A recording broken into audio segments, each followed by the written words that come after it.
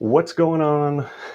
Today, I want to talk about 5 pitfalls that I see when it comes to proposals. Now, this is something that I have recently been talking with quite a few people on. I've taken a whole bunch of notes and I really boiled it down to probably the 5 most common pitfalls that I've been seeing recently.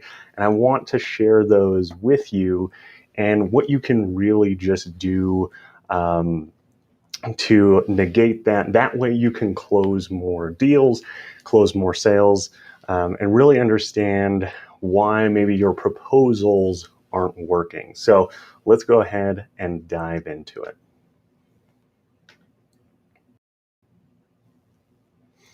Okay, so really pitfall number one, and this one is probably going to be the biggest one out of everything, and it's really that you are using your proposal to close the sale. And this is probably the biggest pitfall that I have seen out of everything. You really don't want to be using your proposal to close the deal. Like I said, it's not necessarily for that. I look at a proposal as just a confirmation to the client of exactly what's going to happen. So this is really the big pitfall number one. So number two is essentially letting the sale go. And what I mean by this is I've seen a lot recently of people that will go through, they have a client come in, they do all maybe the discovery, they get on a call, they talk with them, and then essentially you tell the client, okay, fantastic, I am going to get back to you with a proposal in the next couple of days. And this is something you have to pretty much stop doing because it's not really helping you close that deal, right? So you don't want to be essentially letting clients go, doing that kind of stuff. Now, there are rare occasions that you want to do that, but that's the second pitfall. Now, the third pitfall is weak follow-up. Now, weak follow-up is really, really something that I see a lot. And not just once you've talked with a client or any of that. It starts as soon as a client contacts you. If they fill out your contact form, they do any of that, you need to immediately be following up with them. Because without follow-up, without sending stuff, without doing that, it makes the sale a lot harder. So you need to be immediately following up with them. And then if you do have to give a quote or you do have to give a proposal, and maybe you do have to wait a day or whatever, what does that follow-up process look like? Now, most people just sit down, send an email that's like, hey, did you get the proposal? That is not good follow-up. So we really, really need to work on the follow-up. Now, number 4 is you don't really know all of your products and services. Normally what I see is some people have really good looking proposals, they have all of that, or whenever a client asks for a proposal, they have to sit down and think about what all of those prices normally would be. You don't have all of your prices written out and you don't know them like the back of your hand, right? And that's really the big thing is if somebody comes to you and they ask exactly what this is, you should be able to know relatively quickly. And I think that this is really the big thing because sometimes you may send out a proposal and if you don't know your prices can kind of be all over the place. And you don't want that, right? You need to make sure that all of your prices, you know, like the back of your hand. And now number 5, like I said, this one is probably the second biggest thing that I see is that you send a proposal and you may have upsells on it. You may have all of the things that you offer on there, and you are giving a client the opportunity to pick and choose what they want, right? You may have some a la carte items, you may have this or that, but the downside is your client may not actually know enough to make an educated decision on what things they need to add. Because for most, right, like a teleprompter, I think is a good example. We know what a teleprompter is. You probably know what a teleprompter is.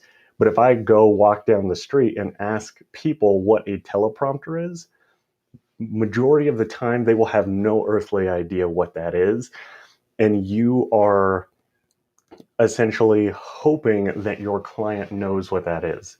And the reality is, if your client has no earthly idea what it is, why would they buy it? Why would they upsell themselves on it? Why would they do any of that? Right? And that's really the big thing, is that you're just assuming that everyone knows what you know. And really, like I said, I know that we kind of sped through these pretty quick, but I wanted to kind of get those out and kind of talk about it. And now what I'm going to do is I'm actually going to post the link. So anybody that wants to jump on, we can really talk about these things and kind of help you understand more about that, because sometimes it's a little bit easier to talk about these things and kind of do it a little bit in real time. So the link should be posted. Now you can jump on. And I want to kind of circle back to the first one, because I think that this one, the reason why I wrote this as the number one is because I think it's the most important. And that is that you're using your proposal to sell a client. And that's what you're doing, is you're sending it and hoping that they're going to close. This is probably the biggest mistake that I see the most. And realistically, out of all the contracts, out of all the things that we've done, the only time that a proposal is used to close a deal is normally if you're doing government work, because they require you to do something that is called an RFP, which is essentially just a request for proposal. So they have documents and documents and documents. Sometimes they may be, just a one-page RFP, or, we've seen some that are over 100 pages that list out everything that they're looking for, everything that they need to give you the best idea possible. And you put your proposal together based on those requirements. Once you've gotten your RFP, once you've gotten all of that, you put your proposal together and then you submit it, right? And then what they do is they go through all the proposals, and then normally in government contracts, they pick, right? Sometimes there may be a couple of rounds, but normally what ends up happening is they will pick the cheapest option that they find. And normally the reason for this is because with government work, it's set up in a way to protect them as much as possible. So let's say that you put in a contract and it's 10 grand. They may have, 20,000 to actually spend. But if you say you can do everything at 20 or at 10, they may pick you because you may be the lowest, right? And what will happen is they'll hire you, you do the contract, and normally they have things like net 15, net 30, 90. Sometimes it could be longer, meaning that they're only going to pay you 15 days or 30 days or however long after you've delivered it. And normally there is a timestamp of when it's supposed to be done. And if you miss that deadline, even if you've done pretty much the majority of the work, but you miss that deadline, you don't get paid. They essentially keep whatever it is, and you don't get paid for it. So like I said, this is normally the only time that I've ever seen where a proposal is used to close a deal. And like I said, this is something that I know kind of is a big thing, because a lot of times people, right, and I know that whenever I started, this was a big thing, is you talk with a client and then they're like, hey, send me a proposal. You send them a proposal and then they ghost you, right? You don't hear from them. It's like you never even talk to them. And this is why proposals are really not a way to close deals, right? In my opinion, that's just not what they're designed for. The way that we look at proposals is a proposal is just a piece of paper and a contract of sorts that just stipulates and outlines everything that we are going to deliver to you as a client in exchange for money. And there's deadlines or times or any of that. And that's all it is. It's just a written agreement on what we're going to do.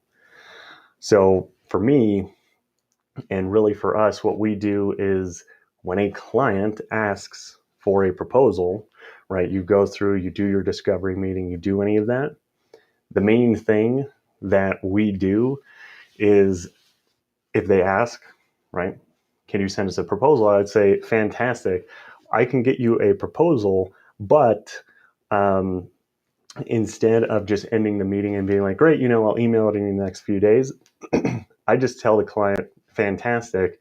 Now that I have you here, let's work on getting everything that you need on that proposal, right? I want to sit down with you and let's just create it right now. That way, there's no confusion over anything that's on the proposal.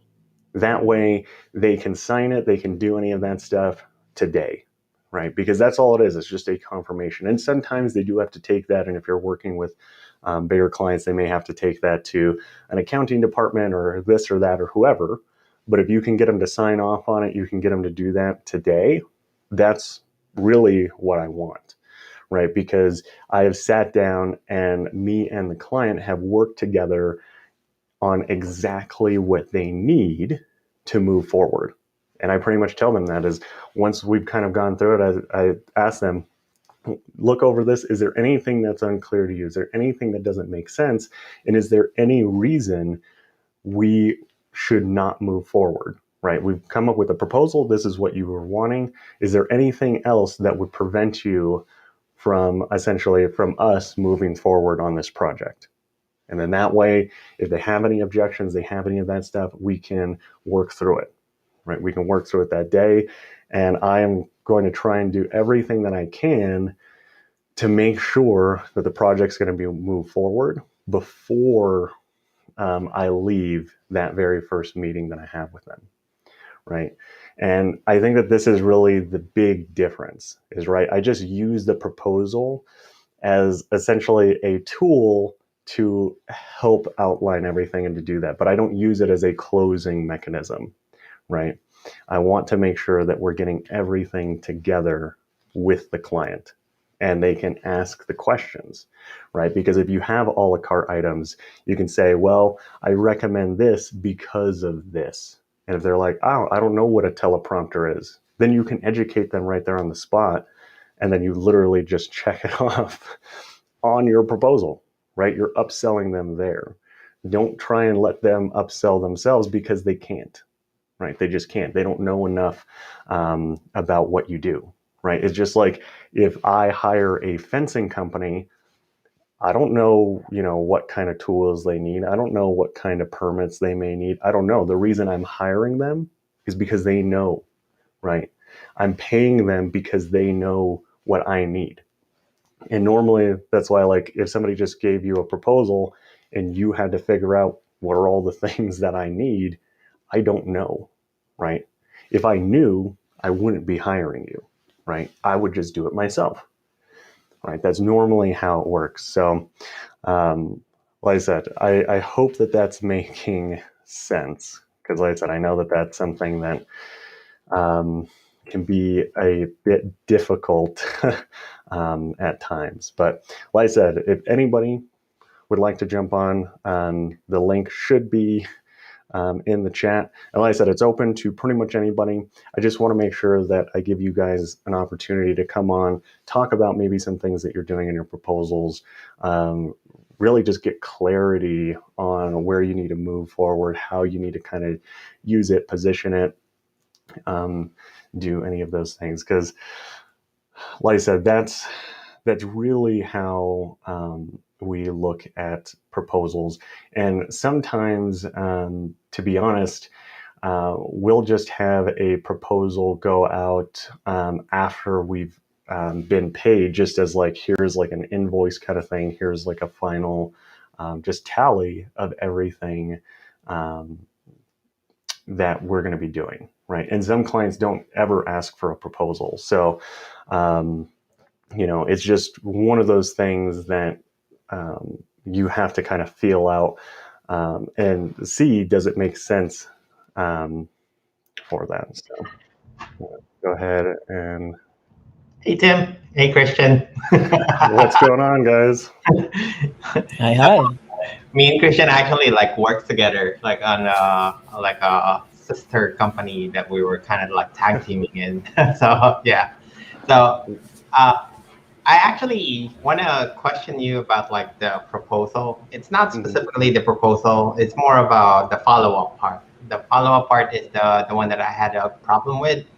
So there's this one restaurant that I have I presented to them, and then like they like the product, and they love like how like everything's going to work.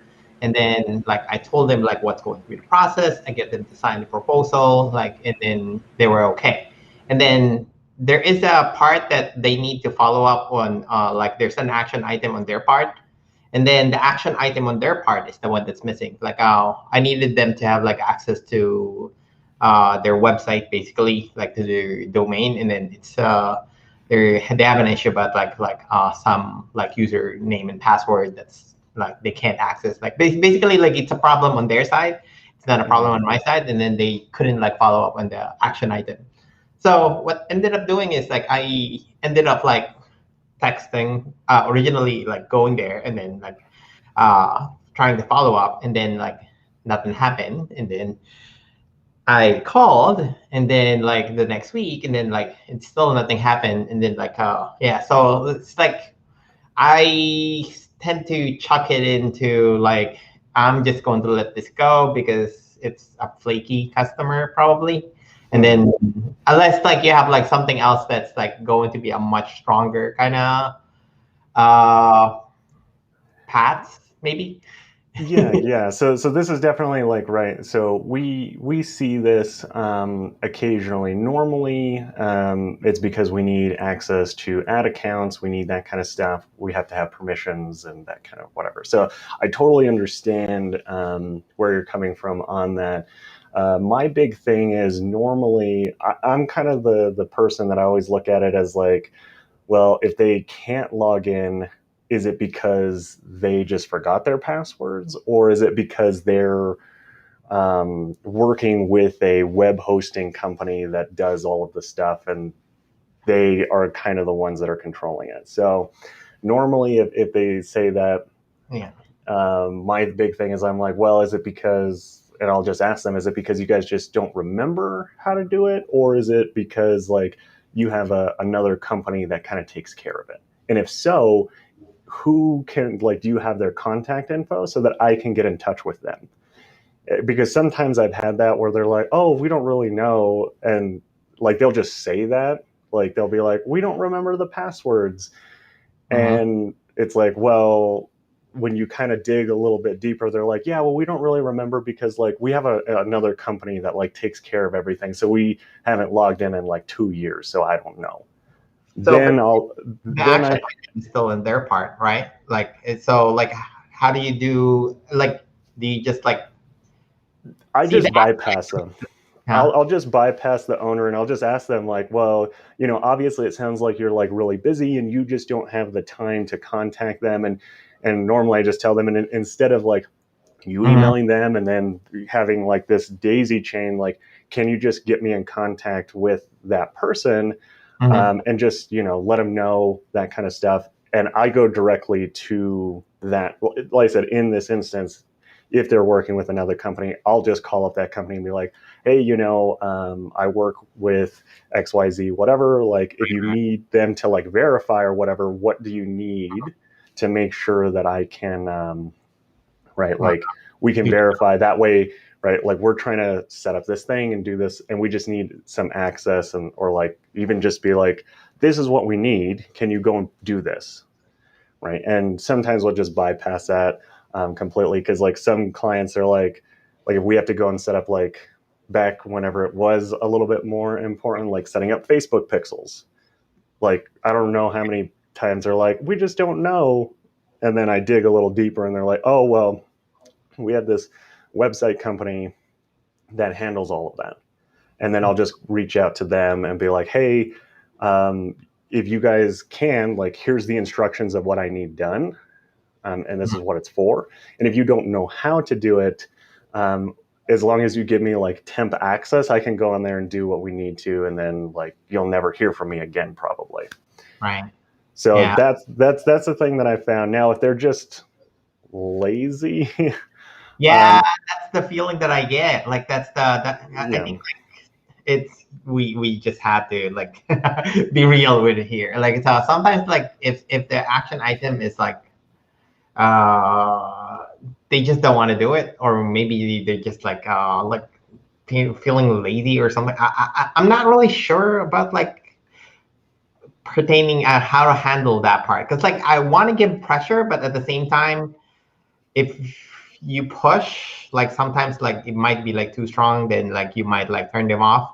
But Yeah, to me, realize that to if me, you don't push, like you that's definitely a thing. And for me, like, I'm a big believer in that. Like, I should not have to, like, I shouldn't have to care about your business more than you. And I feel like if that's the case, we probably aren't going to work that well together. And I'll literally just like, have told a few clients, like, look, we have to get this done. Mm-hmm. If you can't do this one simple thing, Mm-hmm. I don't believe you're really that serious about it. And if you're not that serious, just tell me and let's just walk away right now. Because at the end of the day, like, I feel like I'm trying to push your business forward so much further than maybe you want to go. And if that's the case, then I just don't feel like we're the right company. Like, if you just want a lazy company that you can just pay money to and they'll gladly just take your money and do whatever, we're not that company. Like, I'm all about like, let's get it done, like let's do it and let's move forward. Move on forward. Yeah. So Yeah, basically, and that was the move that I got, because like that's the move that I did basically. Like I was just like trying to like bounce an idea with somebody that's like, I'm not going crazy, and then I did the same thing that you would have done, like basically. Yeah. But yeah, thank you for that.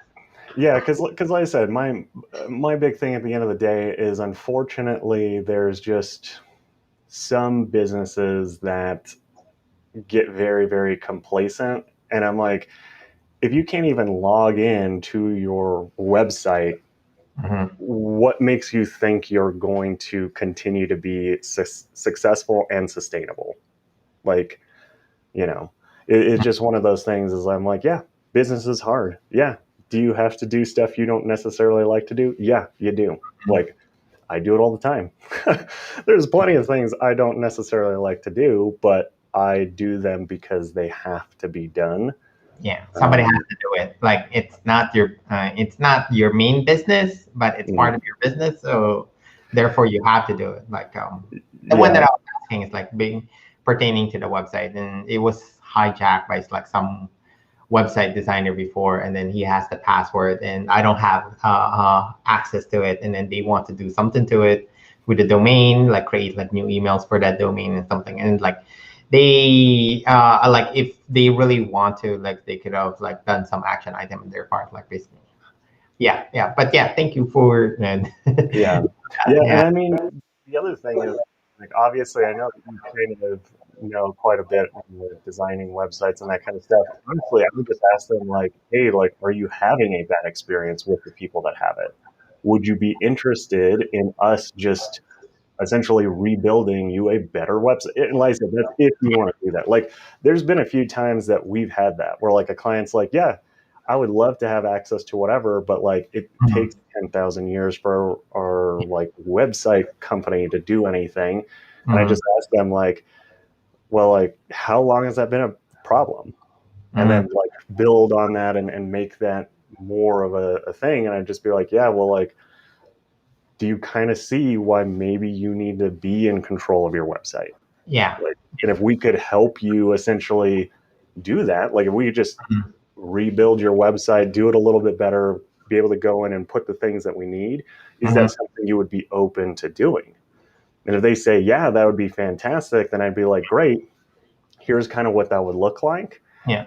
Because realistically, as long as they have access to their domain name, and I've even had just clients that just completely abandon their entire domain name, buy one that's similar, and we will go back and do the entire process. Because like for us, I just teach people how to update, maintain, and whatever, because I'm like, oh, that's not something that we do, and I don't want to do that. Yeah. But I'm like, but we've done that, and some clients absolutely love that.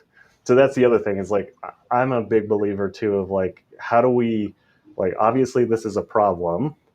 And if it's that they're kind of lazy or it's like, oh, well, whatever that friction, how can I eliminate some of that?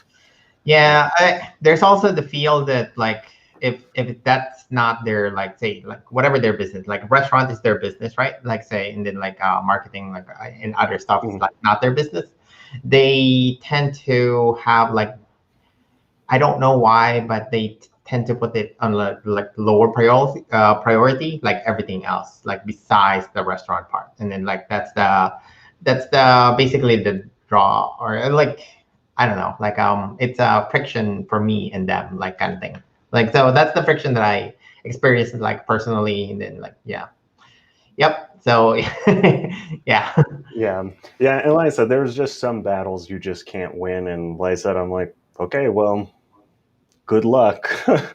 Yeah. Like, it's your business at the end of the day. Like, if it fails, Yeah. wipe my hands clean. I tried to help you, and you chose not to. So yeah, that's my whole thing. But yeah, do you guys have any other questions, Mario, Christian? Hi. Actually, yeah. In regards to the upsell, and you brought up an idea that I actually didn't consider, is that I might be familiar with what stuff is, but the client might not, and I think I need to put a greater emphasis on making sure that what I do in the meetings, what I say in the meetings, are, is stuff that gets added to the proposal properly. But yeah, and the big thing for me has always been, so for example, like with that, I like to try to word things in a way that they sell me on why they need it. So for example, with the teleprompter, just because I think that that's to a degree the easiest one, right? Because we all kind of know what it is. But the big thing is when you go through and you're talking with a client, and right, if you decide to use actors, then you may not need a teleprompter. But if they're like, hey, I want to do the videos, I want to be the face of the business, I always ask them, like, well, how many videos have you done before? And they're like, well, I've never done any. Or, I've kind of done some, any of that. And even sometimes, like, some people that I've worked with, they've shot hundreds of videos and they still get nervous on camera. So what I tell them is, right, it's like, well, if you've never done this, is there a chance that you're probably going to be a little bit nervous on camera? Or do you really think that you're going to be able to memorize all of the things that we want to say, right? And if they're like, well, I'm not very good at memorizing things, I'm not very good at X, Y, Z. And I'd be like, okay, have you ever heard about this thing called a teleprompter? And they either say, yeah, I've kind of heard about it, or no, I haven't. And I'd be like, well, like any time that you watch stuff like the news or you watch, Saturday Night Live, any of those things, a lot of times they have essentially what it is a piece of glass that goes over the camera, and it will show you what to say. Right? Yeah, exactly. Mario has it back there, right? And that way we can take the script and we can show it so that whenever you're looking at the camera, you just see the words you need to say. Do you think that would help you feel a little bit more comfortable on camera? And there, I'm not telling them, hey, we should add on a teleprompter because it will help you not feel nervous. I just educate them on what it does and ask them if that sounds like something they would need. Like, do you think that that would help you? And they say, yeah, that's fantastic. Like, I didn't even know that was a thing. Or, yeah, like whenever I've done videos in the past, I always tripped up and I always did this. And they will sell themselves on why they need it. So to me, my big thing is I'm like, educate them on what that thing is, and then just ask them, do you think that this would help you? Or do you think this would make your video better? Or do you think, like if you're a fencing company, like, if we put a gate in, do you think that would help you be able to take stuff in and out of your backyard easier? Right? Even though it may sound like, yeah, of course a gate makes it easier, right? I don't have to throw stuff over my fence and, but I think that that's the big thing is if you can educate the client and get them to understand in that way, it makes the sale a lot easier. And then I would just check it off and be like, okay, great. We'll add on a teleprompter or we'll add on XYZ things. Yeah, and that's really the big thing, especially with upselling, is I just try to take, right in that meeting, I just try to figure out what are all the things they're wanting to do, and based on what they want to do, what are the things that I know are going to help them, right? And like I said, this little black book, I got a whole bunch of these. Normally my notes are like chicken scratch, and I'm the only one that knows what they actually say.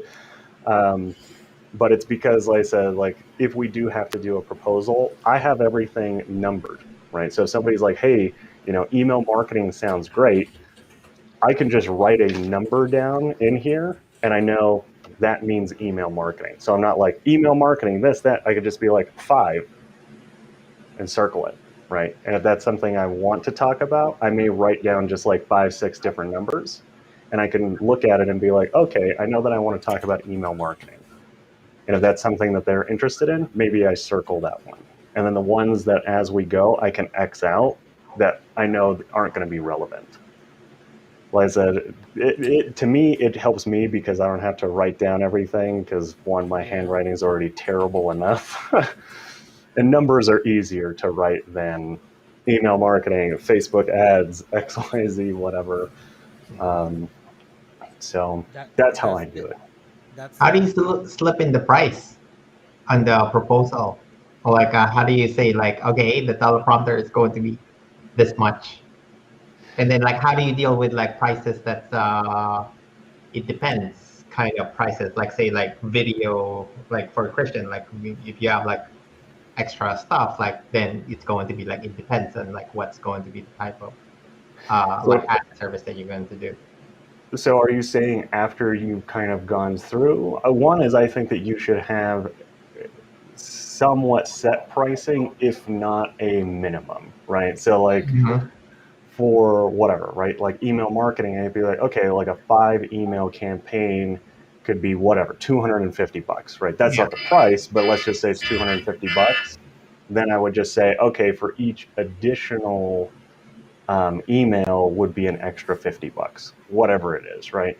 That's why, like one of the things that I talked about is you have to know your pricing backwards and forwards. You have to at least know what a starting is, right? For like us, if you don't have a proven offer, you have never run ads before in your life, we have a $5,000 setup fee and then a $3,000 monthly retainer.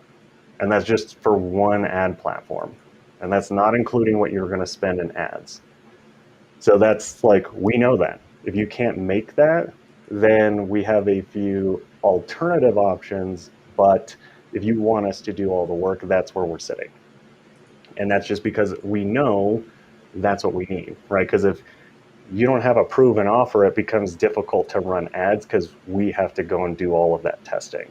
Or if you have a proven ad, or not a proven ad, a proven offer, it makes it easier. That's less work we have to do. So it's cheaper, right? So Yeah, you go ahead. talk to the service and then you tell them the price right then and there? I tell them everything. If I could do all of it in one meeting, I do. Go ahead, Mario. What do you mean by a proven offer? So a proven offer is, so this is something that also people have to realize, right? Is an offer is essentially what you go out into the market and essentially what you're advertising, right? Like to me, offering video production services, that's not an offer, right? An offer could be something, really, it could be anything. It just needs to be something that gets people's attention, right? So, for example, with the new Ford Lightning, when they announce that and they unveil that, that is an offer, right? You can pre-order it, and normally in a pre-launch stage, they're going to give you a few extra things, or realistically, like for this, it's brand new, it's exclusive, it's all of that. That is the offer. It is one of the, according to them, one of the best and really the only true electric truck on the market. So you're buying into the exclusivity, you're doing that. That is their offer. Now, another offer could be, right, like with restaurants, like buy one, get one entree. That is an offer, right? Like selling food is not really an offer, that's just what you do. And that's why I said you have to have at least a proven offer, because with a proven offer, advertising becomes a lot easier, right?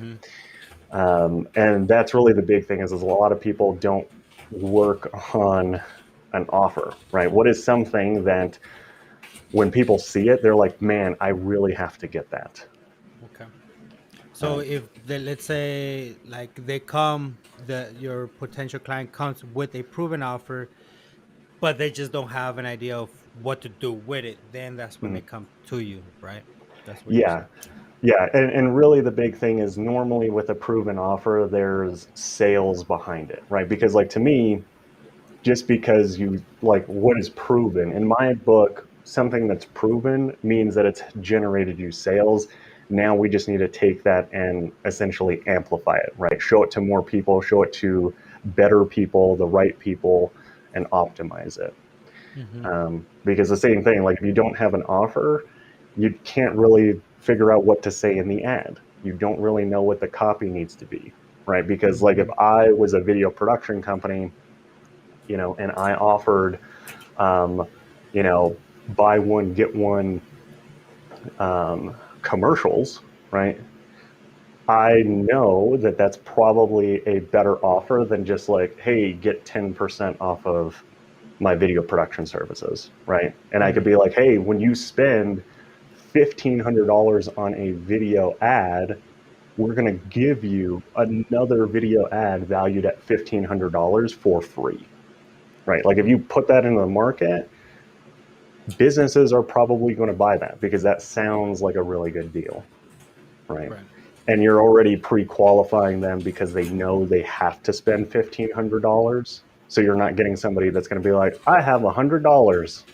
Let's make an ad, and you can kind of do those things, right? And that's really what it is. That's why like I said, restaurants, if you work in they have a lot of offers, right? They're happy hour, right? Half price drinks, that's an offer, right? All those things, those are all offers. And the reason it's important is because once you have that, you can write the copy, right? Because if it's happy hour, you can talk about the drinks that you have. You can talk about, appetizers, right? Because normally during happy hour, people just care about the drinks and maybe some appetizers. You don't need to really push like a dinner meal, right? Where if you have like a family pack, you emphasize more of that, and the copy changes. Where you send them, right? Like a landing page or where you send them on your website changes, right? All those things. So hopefully that clears that up. Like I said, definitely. Yes. Um, Thank you. Yeah, and like I said, to me, that's the most fun part, and what we do all the time, and I get excited about that. But um, it's just one of those things that without it, it becomes a little bit more difficult to sell, right? Because like I said, if you just go into the market and you're like, I shoot video, great, 10,000 other guys do the same, you Yeah. know. Um, and that's really the big thing, and that's why like if you look at anything, that's why everybody has a sale or something going on during a holiday. And in my opinion, why there's so many made up holidays is to find Right. a way to be like, hey, it's, International Donut Day. Come in and buy a box of donuts and get another box for free. That is Right? Like, tomorrow. yeah. Tomorrow's National Donut Day. Yeah. I always get excited because sometimes my birthday falls on International Donut Day, and that's always the best. But, Right. That's great. so. Um, I know I jumped in a little too late on the topic, and I don't know if you were talking about it, but what do you, in your opinion, what do you believe are like the fundamentals for a proposals? So like I said, I have a very different outlook on proposals, and normally, like for most people, if they saw our proposals, I would say that they would consider them ugly. Because to me, like I said, really a proposal is just a contract or a piece of paper that just explains what we are going to be doing, right? If we're going to be shooting a video, this is what it is, this is what it entails, this is how much it costs, realistically, right? The Right. same thing, if it's a service, this is what it's going to be, right? If we're going to build a fence, here are how many fence panels we need based on the amount of feet that you agreed on. This is what it costs. This is the labor cost. This is what it is. To me, it's just a confirmation for the client to sign off and say, yes, this is exactly what we agreed on. And there's nothing else. So if they come back and they're like, well, we want to add this thing, then I'm like, great, we can add it on as a line item and then you're going to pay for it. Or they could say, well, we don't have it in the budget. Then I'd be like, well, this is what we agreed on. Like whatever is in this is what we agreed on. This is the work we're doing. So that's why to me, I don't use proposals as a way to sell. It is a way to, I think you can use it to help influence a sale, but I don't use it to close a deal.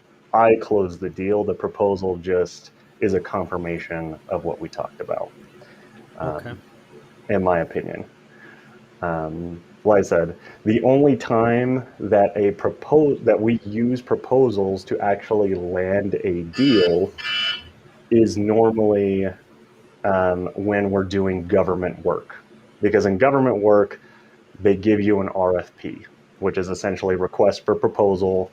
And like I said, sometimes it could be a page long, and we've seen some that are hundreds of pages long. And they essentially just outline everything that they're looking for, and you put it together and you submit it. And normally in government contracts, the lowest um, price is the one that's going to get the contract, is normally how it Okay. works. So that's why, like, in that, you can just be competing 100% on price. But like I said, for like the average business owner, normally, like for us, when we have to create a proposal is because somebody has to go to the accounting department and say, here's a signed thing with all the stuff that we need. Here's what it is. Like, it's not really used to sell. And that's why for me, if a client asks for a proposal, I just literally tell them, fantastic. Now that we're here, can we actually start writing out this proposal right now? That way, if they have any questions or they're unsure about anything or whatever, all of that can be addressed now. Because I don't want to do it over email. I don't want to do it over XYZ, whatever. I just don't, because it's easier to answer any questions. And once we've gone through the entire proposal, I'll have them look at it and be like, is there anything else that maybe we didn't cover? Is there anything else you'd like to add or get rid of or whatever? And If they say yes, no, whatever, great. And then the final question I just asked them is there any reason why we can't move forward today? Because Yeah. if they say no, then address why you can't, right? Because that's what it is. If you don't know what their objections are, right? And if it's Yeah. price, if it's this, if it's that, whatever it is, handle those, address them, and move forward. And that's why, like, for me, perfect case scenario, we go through, we create a proposal, they sign it, and they give me a check today. And I've totally had that happen, or they pay a deposit today, Mm-hmm. right? Because for me, like, the proposal is just that confirmation of what we're doing. And we're both Right. signing off on it, saying exactly, yes, this is what we want.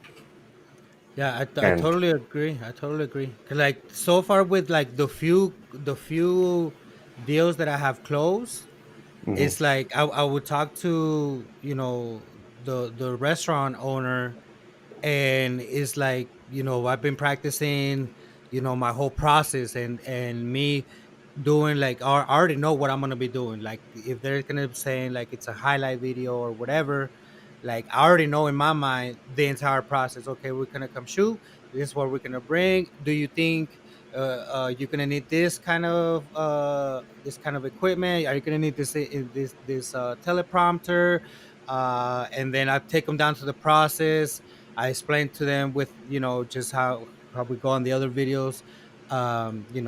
What we go, how much it charges, what it covers, and then if they agree with it, then I just pretty much say, okay, everything that we just spoke about, everything that we just kind of agree on, I'm gonna go ahead and just put it in writing, type up a proposal for you. I'm gonna send that to you, and then just look it over. And with it's gonna be a contract, and with it's gonna be the 50% retainer. And if you have any questions, just let me know, and we go with it. And most of the time, it's just like I do it through Honeybook, and on mhm. Honeybook, like I have them all, like all my templates. I already have them all set up, and I just gotta fill in, their address, their personal, the business information, and they just looked at it, and it's just like, okay, pretty much there you have in paper what we discussed, just like you're explaining. And to me, that is pretty. It's so simple. Like I don't see. To me, at the moment, that's what's working. And I don't see why to add to anything to it. I don't see there's a reason to add to it. Yeah, and the one thing that I would do, and I mean, we've done this quite a bit, is I'm like, one is like, I don't, we don't use HoneyBook, so I can't speak to all the things, but I'm like, we bought just a Chromebook, um, and then just if you have internet access or put a SIM card in it or whatever, and literally I just take that with me, and I'll just tell them like, great, let's go ahead and like get a proposal set up. Literally sit there and type it in, and then be like, great, here it is. Let me send it to you. Confirm that you got it, and then be like, here you go. Like turn the computer around, and you can pay your deposit right now. Wow. And yeah, because that's the whole thing is I'm like, if I can do that and they're comfortable doing that, why not? Right? They're already there. Go ahead and do it. Can And I insert something on that one? Is it because I had this thing too? I feel like the exchange of money makes it like final. And then like if you don't have like an exchange of money, like during the proposal stage, then it's not final. I mean, like it feels like if there's no exchange of money, there's going to be like they have a chance to back out. So like is your goal during that proposal stage to have an exchange of money right then and there? my thing is I'm like, I think that your entire goal of your business has to be the exchange of money. If that's Mm. not what your Right focus then and is, yeah, because like I said, I mean, there's plenty of times where even on a video call where I'm there. like, hey, great, you want to do a website? Like, here's all the things that we talked about. I'm going to literally in the chat send you the link where you can go and you can make your very first payment. And I just tell them like, let's go ahead and just do it right now. Like it's only going to take like maybe 5 minutes. Go ahead, During the pay proposal for it. stage, you make them like sign the proposal and then like pay right then and there. Yeah, and like for our website stuff, we don't even do a proposal. I literally just send them the payment link, and I'm like, great, like here's all the notes that I have, and I tell them like as soon as you make your first payment, and like let's go ahead and do it now. As soon as you make that, that's going to get kicked out to our web development team, and they're going to start right now. Like as soon as like everything that we talked about, all of that's going to go to them, and we'll start the process today. Because to me, I'm like, why wait? Like, this is something you need. Let's do it right now. Like, we scheduled this time to talk about it. And if you feel good about it, why don't we start today? Why postpone it? Think of all the things in your business that you've been postponing over the years that you're frustrated that you never did. I don't want this to be one of those. Yeah. Continuation on that. Like, so how do you deal with like beta testing part? Like, say, like if the service that you're going to be offering is like going to like cost nothing, or rather like cost nothing at the beginning. Trials and stuff. So like I said, my other thing is this is my thing. I don't like necessarily free beta testing. I'm like, at the end of the day, I'd be like, look, I don't care if this thing is $1,500. If you want to beta test it, pay me $1. If you can't even pay me $1 for it, you're never going to value it. Yeah, that's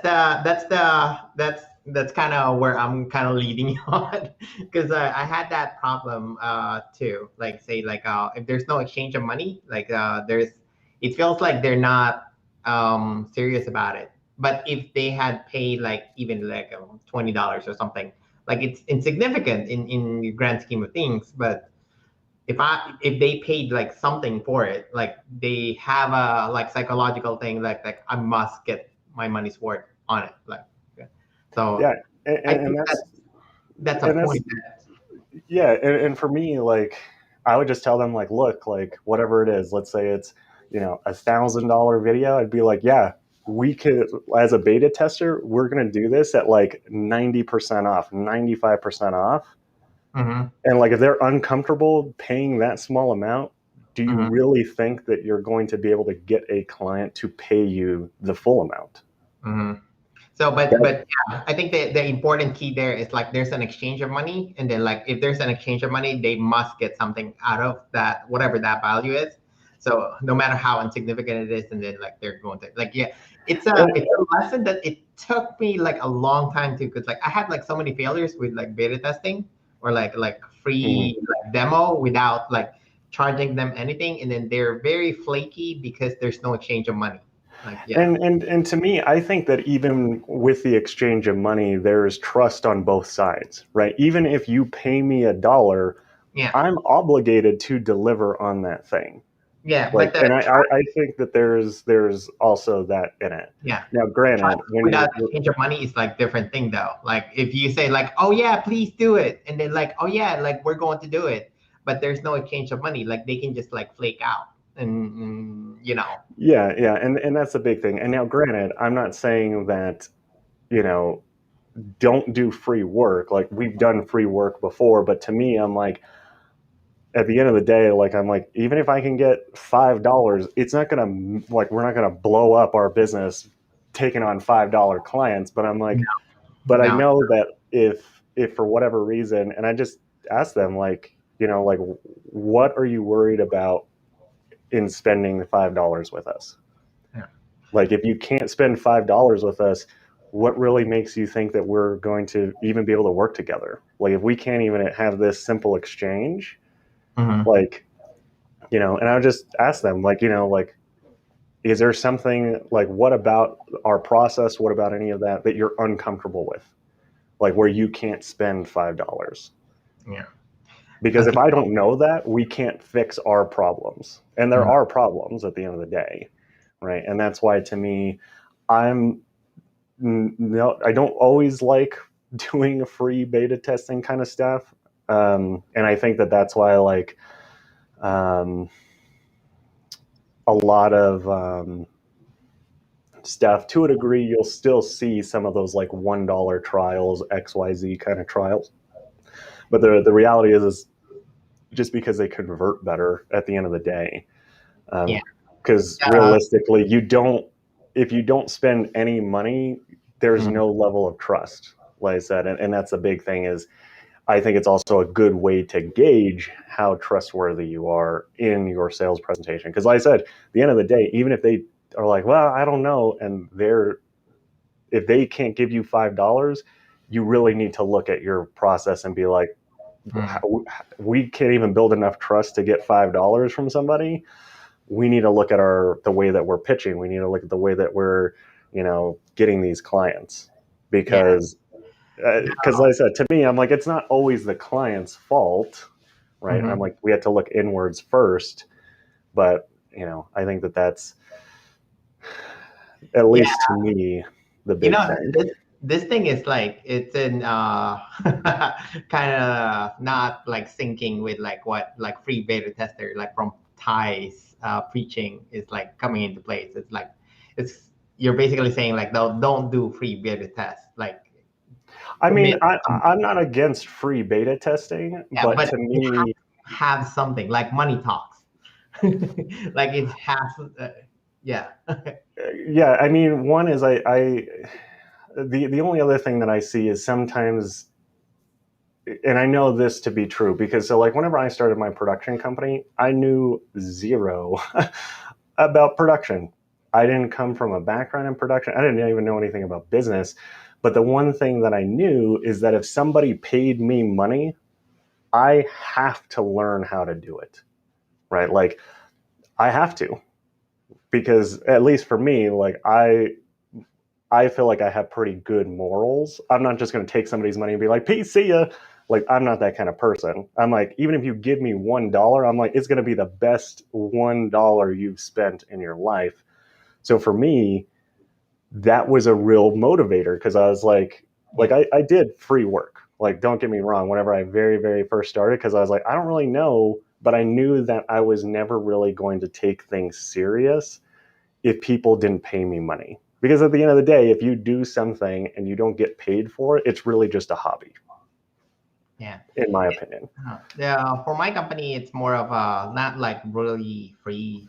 Like it's more of like wait for them to get in. Like, but the thing is, like, I think the approach is like for them to get in, it's a software as a service. It's like once they get in, and then like the free beta test is going to be like for X amount of months. And then like after that, like it's going to be committed to like the full price. But the thing is, it took me like a long time about like the money exchange like says a lot of something on the deal. Like on the day that you made a deal, like if you don't have like any kind of like money exchange, it's more like not in their mind, it's not taken seriously, because like I don't lose anything. Like, but even if they lose like $5, like you said, like and my whole thing is I'm like, realistically, when was the last time you actually really valued anything that was free? Like for me, and like realistically, whenever I think of free stuff, the first thing that pops in my head are the people that used to be at the mall that would be standing in the middle and be like, free sample. That's what I think of. And like I said, for me, that's just not like, I don't value that. And to a degree, some people don't. And like I said, we still do free stuff, right? Like we're getting ready to put on a free 2-day crazy boost your traffic boot camp. It's going to be it's 100% for free. But the thing is like there is an exchange. It's not very high. It's just your name and your email. And I don't want to essentially devalue free, but like I said, there is really no value. And that's why, like, to me, like a free class, okay, that's fine. But like if I was going to, buy a car, even if you gave me a free car, I probably wouldn't drive it, to be honest. Like it would be a bit sketchy.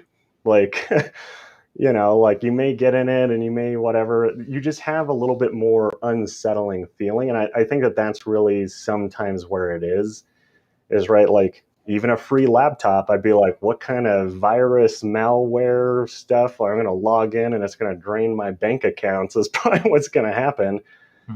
There's just sometimes that unsettling feeling with stuff that sounds way too good to be true. Yeah, but there's also like I sort of kind of disagree a little bit. In the world of like software, it's most of the time like you have like free trial period stuff.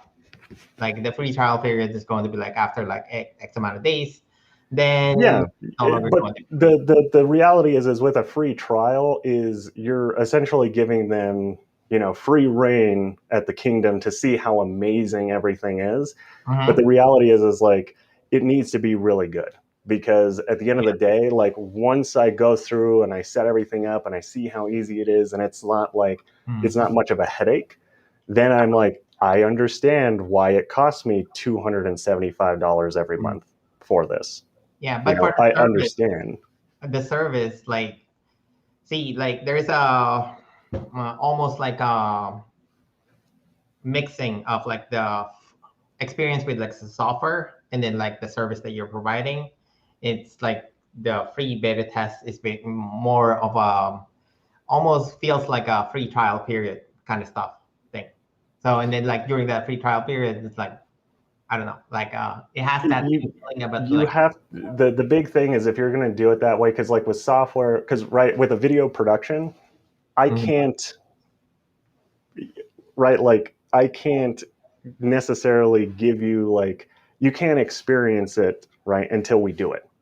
Right. That's essentially what it is. Where like software is the same, but at the end of the day, like to a degree, it's a little like on the business end, it's cheaper to do, right? If you have a 5-man crew that has to go out and shoot a free video every like 2 days, the cost goes way up, and that's why it can be a little bit more difficult. But for me, like with software, the big thing is like if I get into a free software and I look at it and I do all that kind of stuff, if I find anything that's confusing or stuff that doesn't really make sense or really customer service, like anytime that I've got into a free thing, the first thing I look at, how well is their customer service? If I send you an email and it takes you like 6 days to get back, I'm like, I'm going to pass, because if this is something that's for my business, if something breaks, I need somebody now, not 6 days from now.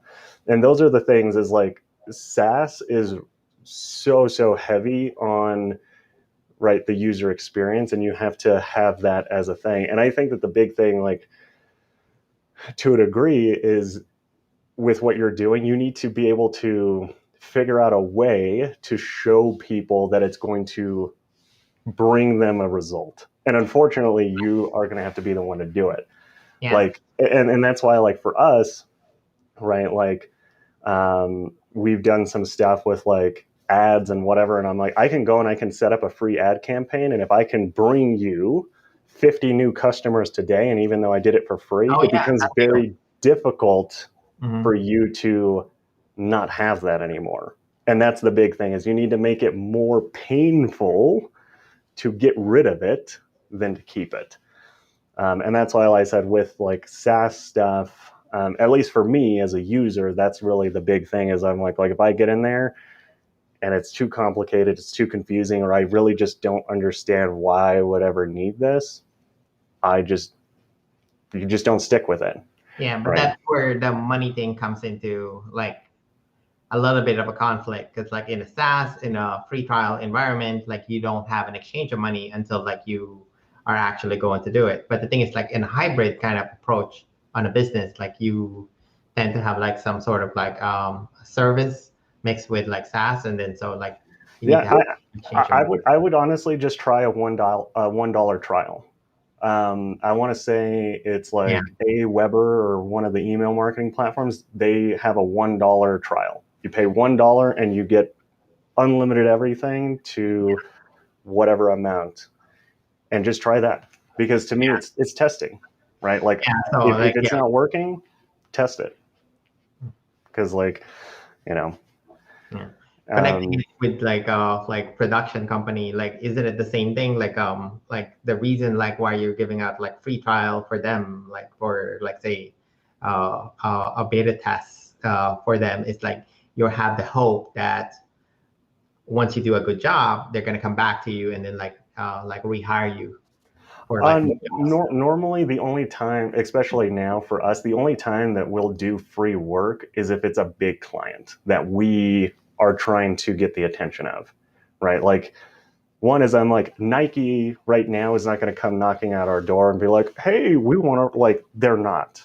So Yeah. to me, I'm like, yeah, if I go out and we shoot a spec commercial and we do all this stuff and we put it on brand and we do whatever and put it out there, I'm willing to eat that cost because it's a bigger brand. They Yes, have it's a like, little bit more whatever. But like, I'm not going to go down to mom and pop that, you know, their business only makes like $2,000 a month and Mhm. do a whatever, But right? if you're starting out, like you have to do like free stuff too. Like you have to start somewhere. Yeah, I mean, you Yeah. do. But my whole thing is I'm like, if you go and one is I'm like, how many times, because I know that I've had this, you go and you pitch something for free and nobody takes it. I hate that feeling. My thing is, instead of keep asking them to do it for free, the next person, ask them for whatever. You know what the price is. Like I said, discounted at 90%. At the end of the day, if they say yes and it's your first project, why not? Because that's my mentality is I'm like, you don't get what you don't ask for. Like, nobody's going to give you money if you never ask for it. And I understand like getting to a point where you feel comfortable doing that and you feel, but the reality is I think that as creators, as creative people, we also have this mental block of, well, I can't charge for that because it's not the best work or it's not the best whatever, it's not perfect, it's not this. And to be honest, like I sometimes still have that problem. But the reality is if I lived by that, I would not be where I am because you just have to, you know, be like, nope, like I'm going to charge what I do. And like, for example, whenever I was in film school and I got into makeup, I didn't know anything about it. The free stuff that I did was stuff that I did for myself. When another student came to me and was like, hey, somebody says that you can make fake blood, I was like, yeah, I can do it. And they're like, well, okay, like we need this. And I'm like, it's $35 a gallon. And they're like, great, that's cheaper than what I can buy it online. I'd never sold that to anybody. The first person that asked me, I sold it to them because they asked. And I was like, it's $35 because at the end of the day, if they say no, great. Like, Did you have the feeling that I could charge more? yeah, you know, and that was like my whole thing is I think that you kind of just do it. Now, of course, I'm not going to be like, oh, it's $75. I'm like, no, like be competitive. And I think that that's why, like, yeah, I can be, you know, the cheap guy at the beginning because I have no experience. I have no whatever. But I would rather be the cheap guy that makes some money than try to be the perfectionist that makes nothing. Mm-hmm. So basically what you're telling us is like, don't even have like free trial period, like charge like 95% off or something. Like, it's way better than like have like, no, nothing. I mean, my whole thing is I'm like I said, I'm not against free, but the same thing is like if I go to like, right, if you've gone and you've pitched 5 businesses on doing a free video and all of them said no, put a price on it and see if that helps conversions. And if it does, then never never do it for free. Like, Yeah. because eventually it's not going to be free. Yeah, I think like there's also psychology about it's too good to be true. Like there's some kind of like BS to it. Maybe like that's the connotation with free. Like I don't know. Maybe. Yeah, and there is really a big thing. To me, the only time that I think that you value something that is free is when it's an added bonus because you're already paying for something, right? It's just like, I don't know. If I'm like, hey, you know, I'm going to do an ad campaign for you and we're going to throw in a $300 ad credit on top of that for free, that sounds a lot better and that sweetens the deal of you paying whatever money it is, right? And that's why I'm like, yeah, if you go and you're like, our $1,000 video, we're going to take 90% off. And then I'm also going to throw in a free teleprompter for you. That still sounds better than free, because then it kind of just sounds like you can't really sell anything and you're just, That's right, Jen. So I don't know. Those are just the things that I feel as a business owner. Because I mean, there's plenty of people that hit me up all the time for free stuff. And the other thing is, I'm like, I just don't have the time, because if it's free, I just don't have the time to like do all the things. And because I'm like, if I pay for it, we're gonna make the time for it. Yeah, I so agree. Like the exchange of money talks, basically. Like that's where it ended up like going for me. Like if you have like an exchange of money, even if it's like $1, I must get some value out of it. Like, and then like even if it's a money like $1, like just that simple exchange, it kind of gums it into their mind that say like the stuff that we talk about, like it needs to be executed because like I had an exchange. They don't want to have a feeling that they've been duped, like for that $1, even though it's insignificant. Yeah, and like I said, that's my big thing. But really, like I said, just circling back to proposals, I think it's the same thing. I just don't use them to like as a way to close the deal. Like I said, I will only really come up with a proposal with a client, or if it's a government contract that you just have to write the proposal, right? And sometimes we don't do proposals because if a client doesn't want one, like I've asked some clients and they're like, meh, I don't really care for that. And I'm like, great, that's less stuff that we have to worry about. We'll still have like our agreement with a statement of work. That way everybody knows exactly what is going to be done. Like, don't just do something without that. But, there are plenty of clients that are like, meh, we don't need any of that. And I'm like, fantastic. That's less work that I have to do or we have to do. So let's just not do it.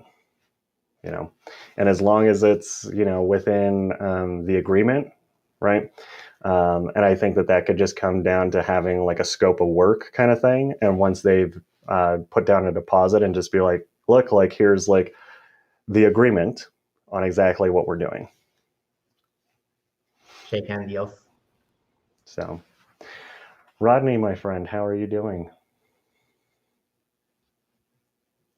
Turned off and I'm going to try something else. I'm doing good, man. I'm doing good. I'm just trying to finish up work on the job, and then I've got like another clubhouse that I'm listening to right now that I'm in and listening to you guys. It's been an interesting day and week, but things are good.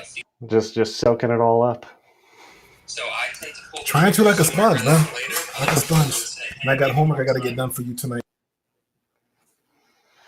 No worries.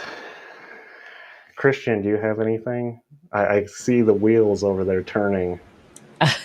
Yeah, I'm just absorbing a lot of the stuff that it's reframing and recontextualizing how I do things. Like I heavily agree with what you said, and it makes sense. And I've been doing that without even noticing that I've been doing that, because what I tend to do is I get on a video call with my client so they can see the beautiful quality, and then I walk them through the proposal. Hey, this is what we're gonna do. This is what we offer, and here's the price. And I show them my proposal like live as we're discussing everything, and that usually goes over well. I send it over, they pay their retainer, and there's never an issue. Well, for the most part, there's never an issue.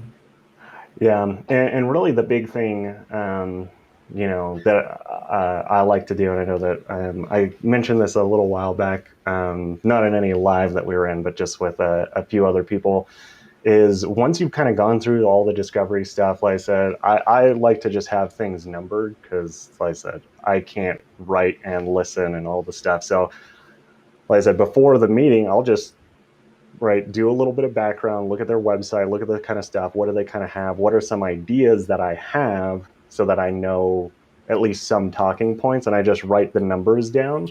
And then as we go and as we start to uncover any pain points, any of those things that the client has. I may X some of those out that I don't think are relevant anymore, or just add them, add other numbers onto the list. And then essentially at the end, I think one of the best things you can do is just say, great, I feel like I have everything and I fully understand exactly what we need to do for the project. Would you find it valuable if I was able to take everything we just talked about and get you a price right now? So I'm essentially selling them on like, yeah, that would be fantastic. Like, that's super valuable. So I'm trying to position, if I need to do a proposal, I want to position it as something of value to the client, not something that's just like, man, I don't really care about it, or I just said that I want a proposal so I could just bounce and we can get out of this meeting. Right, because at the end of the day, sometimes that's why people ask, is because they're kind of done with the meeting and they're not sold yet, right? You haven't done whatever you need to do. So that's why I just ask them. And if they agree, like, yes, this is going to be super valuable. And I say, great, give me we'll stay on the call. Give me like 5 minutes. I have all of our pricing pulled up and I'm just going to fill it out and I'll be able to get you a price. And then once I fill that out, I may share my screen and be like, okay, so you said that you're really having issue, right? Like, let's say we're going to do some testimony videos. We're going to do X, Y, Z. And they're like, great. You said that you're kind of having, people that keep asking you the same questions over and over again.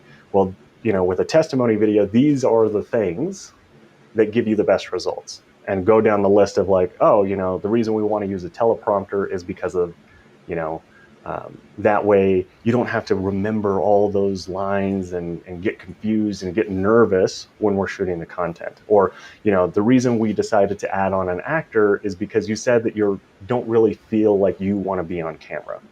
So I'm going through and I'm showing them, this is why we picked this. And then I may go down and be like, oh, and something that maybe we didn't pick, I'll just point it out as like, oh, whatever, makeup. We decided not to really do makeup because based on your location and that kind of stuff, whatever. And then they may ask like, oh, makeup, I didn't even know you could do that. And even though I didn't check it, I'm bringing it up because I want them to sell me on why they need it.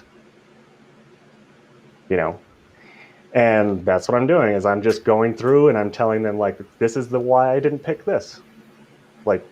And if they kind of probe and start asking me like, hey, I didn't know like that, or I didn't realize you guys could re-edit it for social media, right? And I'd be like, I didn't put the social media thing on there because we didn't really talk about it. But would you find it valuable if we were able to re-edit this so you can post it on a bunch of different social media? Like, yeah, that's fantastic. Okay, great. We can just add it right there. Once we go through all of it, get to the final price and whatever, let's say it's $5,000. I just ask them like, okay, so with everything that we've kind of done, everything that we've tallied up here, it's about $5,000. How does that price sit with you? And then they could say, oh, well, that's a little bit more than we were expecting. And I'd be like, great, I totally understand. Was there anything on the list that, you were kind of like, man, maybe we could live without? And let them pick what they didn't want. And then when they're like, oh, well, maybe the teleprompter, I'd be like, are you sure? Do you feel like, because at the end of the day, if you kind of feel a little nervous, you find it or I'd just work with them. I'd be like, no, I really think that the teleprompter is something we need, but maybe those extra edits for social media, maybe that's something we can circle back to a few months from now and we could redo those edits for you and take something out because I want to make sure that the video is going to be good. Or you can always pivot and just be like, okay, you said that $5,000 is maybe a little much. So if, and I don't really know if we can do this, but if we were able to finance this project for you, that wouldn't help you out, would it? I like using a lot of double negatives and that kind of stuff. So, and they'd be like, no, financing would be fantastic. they're like, could you do that? And I'm like, well, I don't really know if we could do that. But let's say we were able to. How much would you feel comfortable putting down today? Like, what would be your first initial payment? How much would you feel comfortable paying? And let them decide how much they would feel comfortable paying.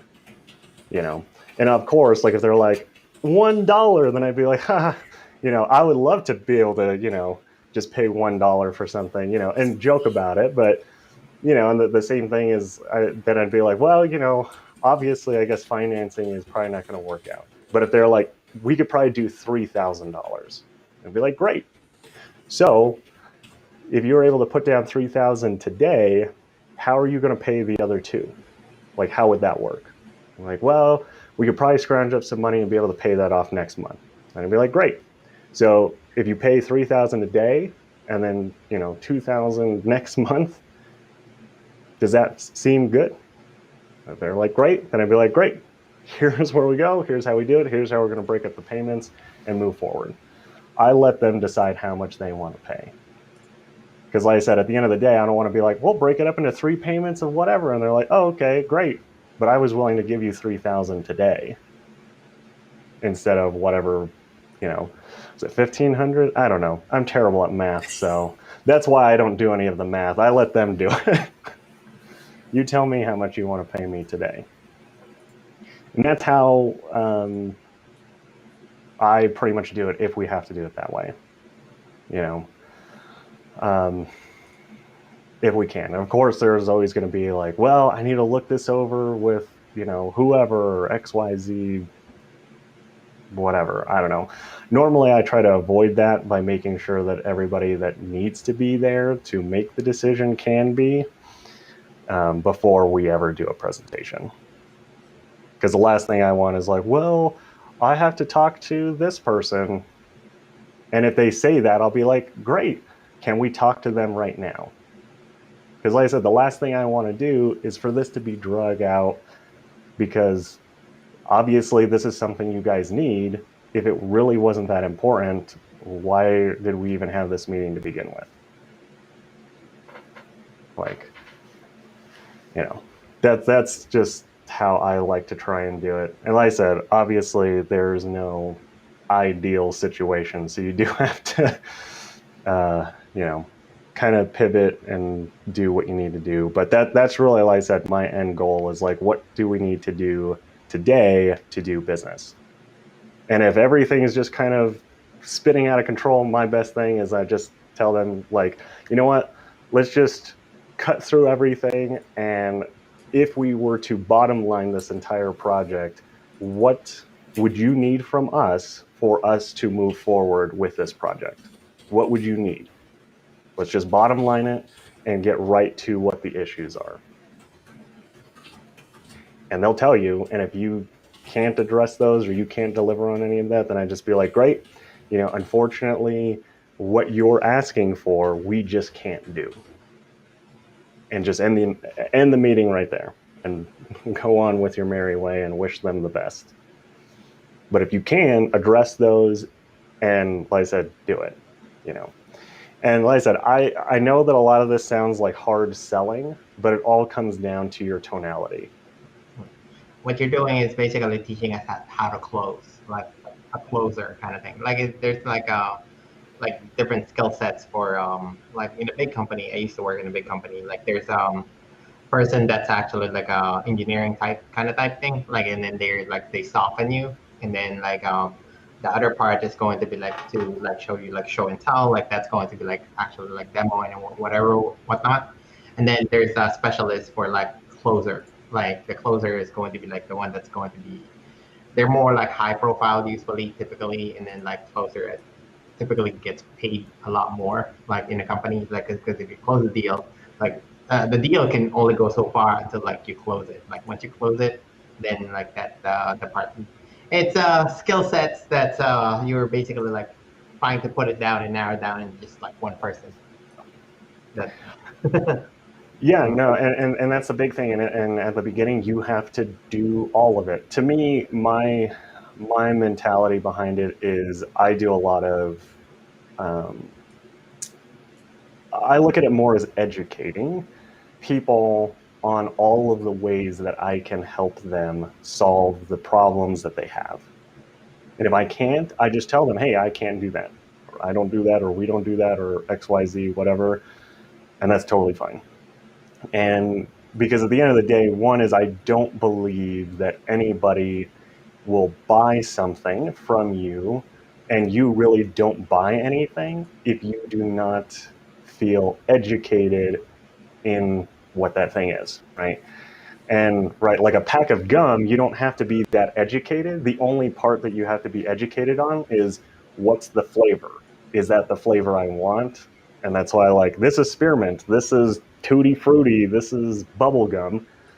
If a pack of gum didn't say what flavor it had on it, you wouldn't buy it because you don't feel educated enough that you're going to make the right choice. You know, it's the same thing. Like if you buy a house, you don't go online and you're like, great, that one picture looks great, buy now.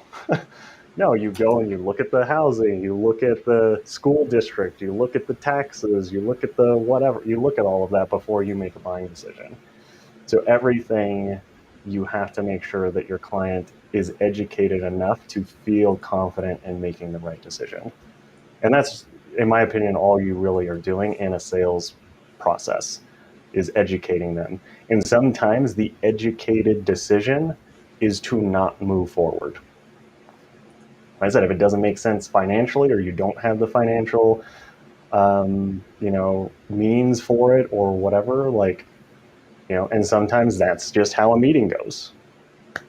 Like if they're like, I didn't realize it would cost this much, then it'd be like, yeah, unfortunately, like that's just what it costs. Like if you can find it cheaper at the quality that we're doing, then go with that company. And I literally tell clients that all the time. I'm like, if you can find somebody that can do it cheaper and as well as we can do it, hire them on the spot. Don't even like question it. Don't, like, just hire them. Because I'm like, if you can, fantastic. Good job for you. Like, let me know. That way we can look at what they're doing and figure out how we can bring our costs down and still be as efficient. And I've never had a client ever do that. But I tell them that all the time because I truly believe that.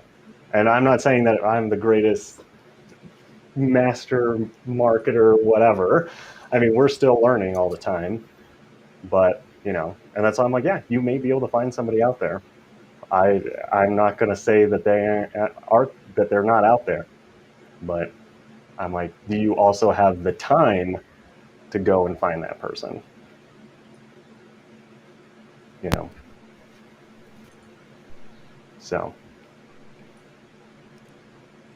So hopefully that's making sense. Go ahead, Mario. Yeah. Oh, hold on. Can you guys hear me? Yeah, I can hear you. Okay. Yeah, I have to totally agree with that. Like one of the things that has been helping me, like, cause I still, I don't have consistent flow of like restaurant clients. So I'm still picking up like little side gigs from friends that recommend me to like, hey, like for example, what I'm talking is that I literally just picked up, this quick editing job that it was, this person needed a slideshow, somebody to create a slideshow of all their pictures and videos for their daughter's graduation. And he was telling me that they could have gone with somebody with Fiverr. And I'm like, yeah, I mean, you're going to they're pretty cheap. Like, and, I kind of just went into Fiverr myself and I'm like, well, their price range is from $5 to the highest biggest bidders, and they're up to like $300. I'm like, you can go with the $5 price range, and good luck with that. Like, God knows what you're gonna get. So I kind of educated them on what they can do, and then I provided my services. Like, look, I charge this much, this much, this much, and something that took me literally like 3 hours, like I just charged $150. But because I educated them and I provided like kind of reassurance that with me he'll have like instant contact and stuff like that, and I'm gonna get it done. I told him that I'll get it done like in 2 days, but it took me like 3 hours pretty much. But it was just that education that I provided for that person, and he felt comfortable. He was just like, okay, I'm just gonna go with that. So as far, and then if I relate it back to, like, I remember my first beta client, it was like I educated that person to the point that he fired his marketing team because their marketing team was outsourcing everything. And I was like, why are you guys, like, I'm looking at your at your post, and there's people commenting that they're out of state and you're over here in Colorado, and they're like, hey, why am I seeing this? It looks so good, but you're in Colorado. So I kind of pointed that out. I'm like, your marketing team is doing something that is, they're not even in your region. And Yeah, they they're had a they're meeting, and it was they're it was not crazy. doing their job.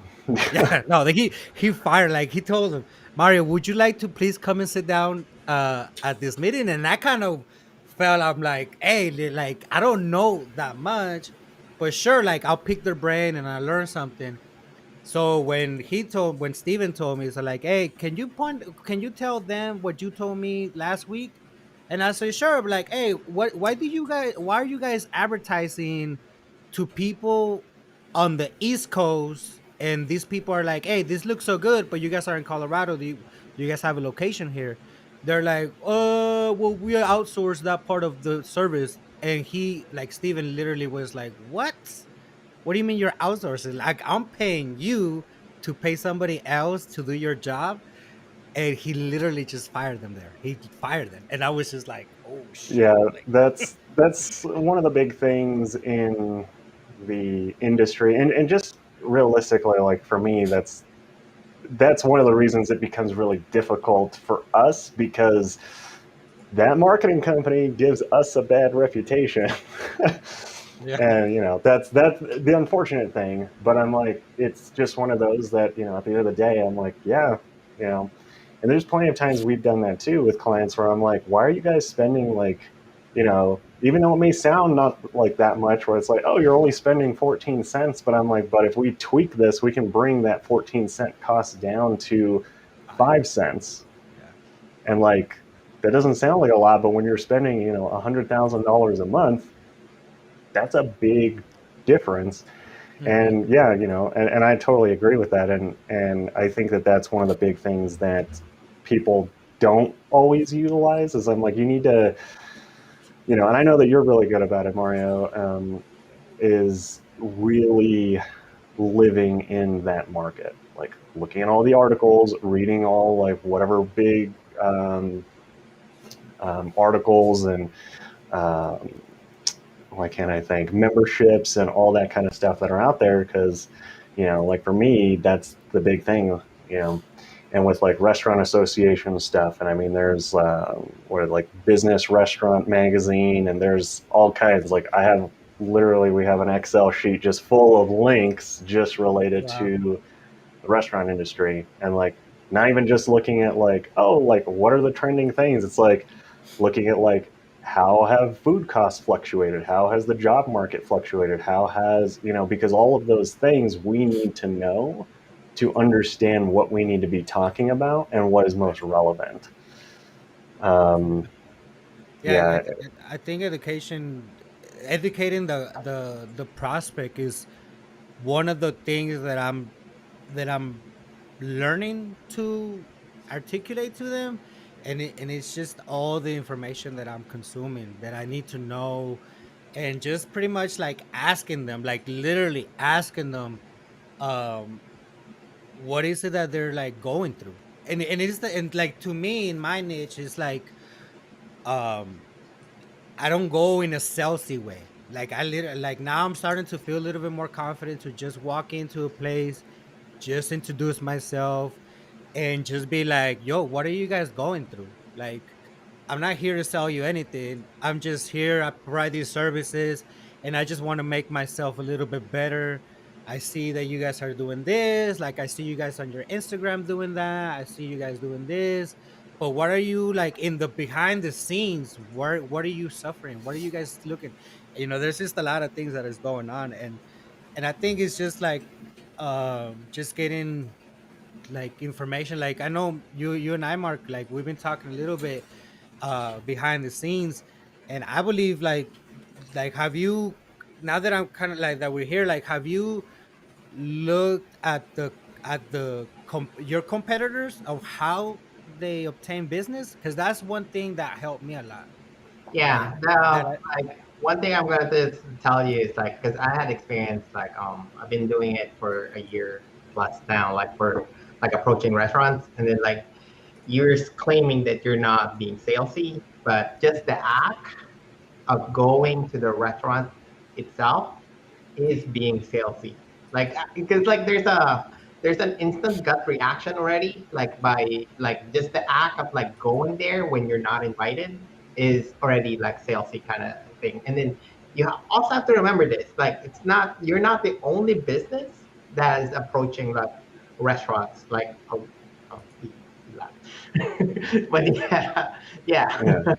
Yeah. So yeah, like approaching like restaurant is like one of the toughest things because like all their information are all the information for like restaurant owners are in a public domain. And it's not just All businesses are technically in a public public domain. info. Yeah. Yeah. But just the act of like going there, like their approach on a minimum, I think, because I have a friend like who's a restaurant owner. Like he's approached like on a minimum like 15 times a day, like on some kind of like sales or something. It's just the nature of the beast in it. So like, Well, my question is, have you asked him how he buys any of the stuff that he has in his restaurant? Like what got you to buy that specific thing versus that? Like what yeah. got you to go with that POS system versus that one? See, that's the key. Like, it's a very hard market to get into because like okay, how do I put this?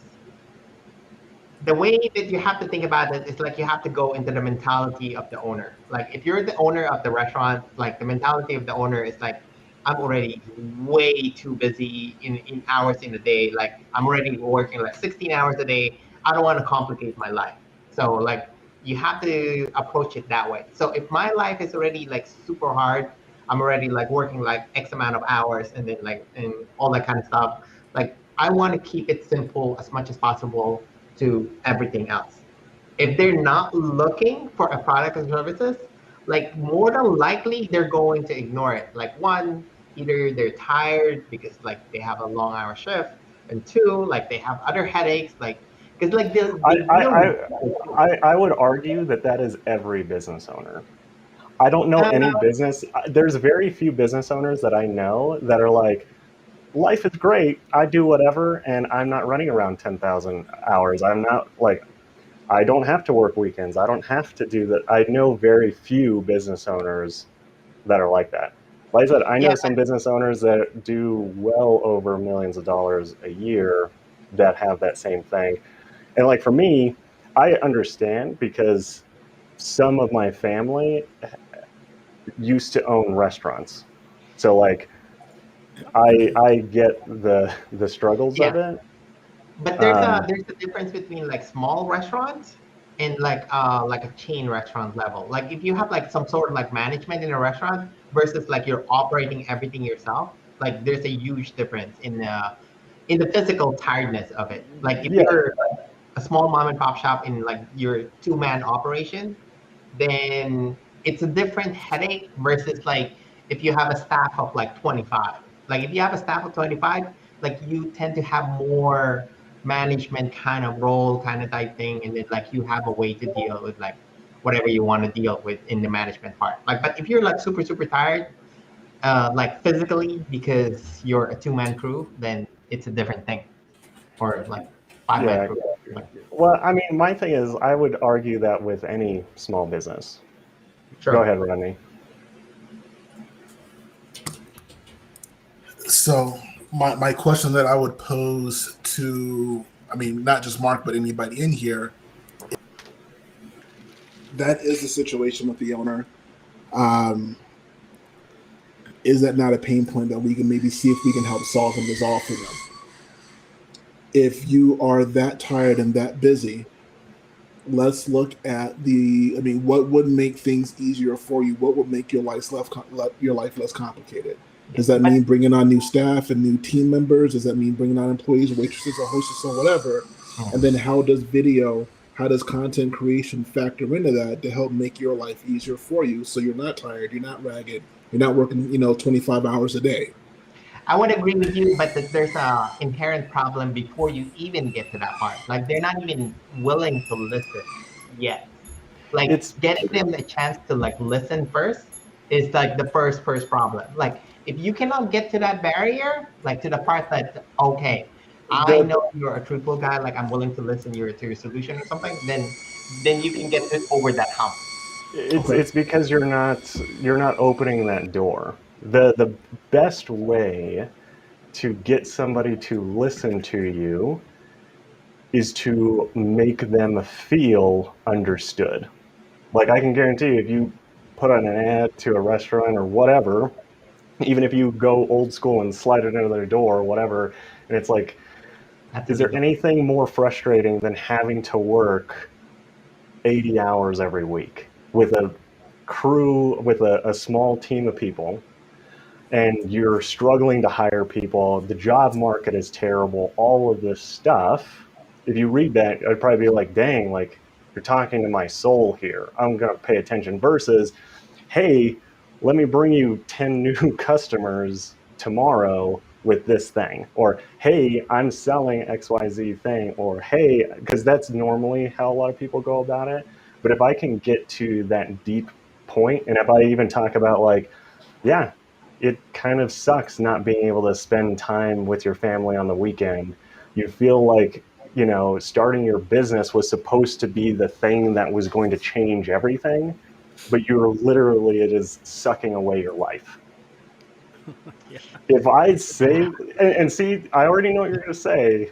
That's too whatever. That's too this. That's too XYZ. But I'm like, unfortunately, that's how psychology works. If you can't, you have to tap into exactly what those things are, because nobody is saying those right now. Like right now, that's why like with restaurants, to me, like where we are, the biggest problem, and it's not just restaurants, just all businesses are having, is they can't hire people. They just can't find people. They can't do whatever. And that's my whole thing is I'm like, does your product allow them to be more efficient without having all of the staff? And if it does, then it'd be like, yeah, you're saying that you can't find stuff. Like you post jobs and you do all this stuff. And normally, you post a job and you can get it filled within a day. But now, after COVID, because the government's been giving people money and all this stuff, it made it so much difficult for you to even just find the people you need. Is there anything more frustrating than having customers, but you have to close early because you don't have the staff? Is there anything more frustrating in a business than that? Knowing that there is money out there that you can get, but you can't because you can't find people. Yeah, what's wrong, Mark? You're like busting at the seams here, dude. What's wrong? Yeah, there's nothing we can do with that though. Like it's like you pointed out a problem, but what can you do? Like, yeah, what you can do is if we, like I said, I don't know your product, but right, if it makes things more efficient, if you can, be able to not have it. Like I said, like I said, I don't know enough about your business, but that's the thing is like, what are those things? Like, what does your product solve? And not just, we help you get sales online, we help you do, like, what are those deeper things? If you don't know those things, you got to figure it out. Because like for me, like if it's hiring, great. Can we make a video that helps you stand out in the job market? Because at the end of the day, if you're just posting a job listing and you don't have content, one is video is the main reason people go to the internet. How many other companies actually have videos talking about why you should work there? Not a whole lot. So if you're one of the few that has that, do you think you would stand out from this sea of job listings out there? Possibly. But like I said, you have to figure out how your product can go and solve those things. And like I said, maybe it's not jobs. Maybe your product can't solve that. Great. You're saying like to compete in like the hiring phase is like make your workplace like more attractive for versus like any other like workplace like environment from like other restaurants or whatever. Like that's what you're saying. Okay. Yeah, because the other thing is, right, like as you grow in your business, you're always going to have growing pains. Something is going to be a problem, and it's not the same, right? And that's why you have to realize that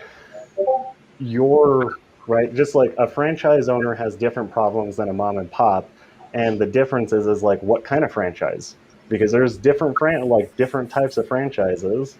So it's like, what are those things that they have issues with, right? And you have to figure out those things, right? Because the way that I talk to a mom and pop is going to be way different than I talk to, a franchise owner that has 50 locations. It just is. They have different problems. And I have to figure out what those problems are and how our product or our service can help solve those. Go ahead, Rodney. And I think, just to kind of piggyback on top of that a little bit too, is that I think it all kind of stems back to that phrase and that statement of people buy from who they know, like, and trust, right? So when Tim's saying that, hey, instead of just saying, hey, I can do a video and I can sell you this and sell you that, versus understanding their pain and relating to them. That's why, and again, I don't know your business. I don't know where you're at and none of that. I'm just speaking kind of in generals a little bit. I'm going to use Mario as an example because I've heard and seen him on here forever and a day. And almost every week is like another success story with Mario. So props to my boy down there. So when Mario is down there talking about he is literally living in the food scene, he's down there with the food trucks, and he's there, on this committee or networking with these people and doing these things and having that relatability enough with owners to where they're like, dude, you know what? As a matter of fact, tell these other folks to bounce. They're not looking out for my best interest. He's worked with them long enough for them to know him. He's built a relationship with them now that they like him, and he's given them value to the point now they trust him. And I would hope that would be the same situation with you, to where whomever you're working with, whoever your clients are, it's just a matter of, it might be a tough situation. And I'm living in the same spot where Tim is. I know a few of the restaurant owners around here, the guys from Taco 10, Don Valenzuela, the guy that owns High Point Grill, and he opened up another Italiano Rusco or something like that. Mark White, and there's a few other folks as well. Marie, who owns the slow roasted Bocadillos downtown. And I've seen the pain in their face when COVID hit. Yeah. It hurts, dude. It hurts. The crazy thing is, though, is how do you pivot in that time? And how can we help them pivot?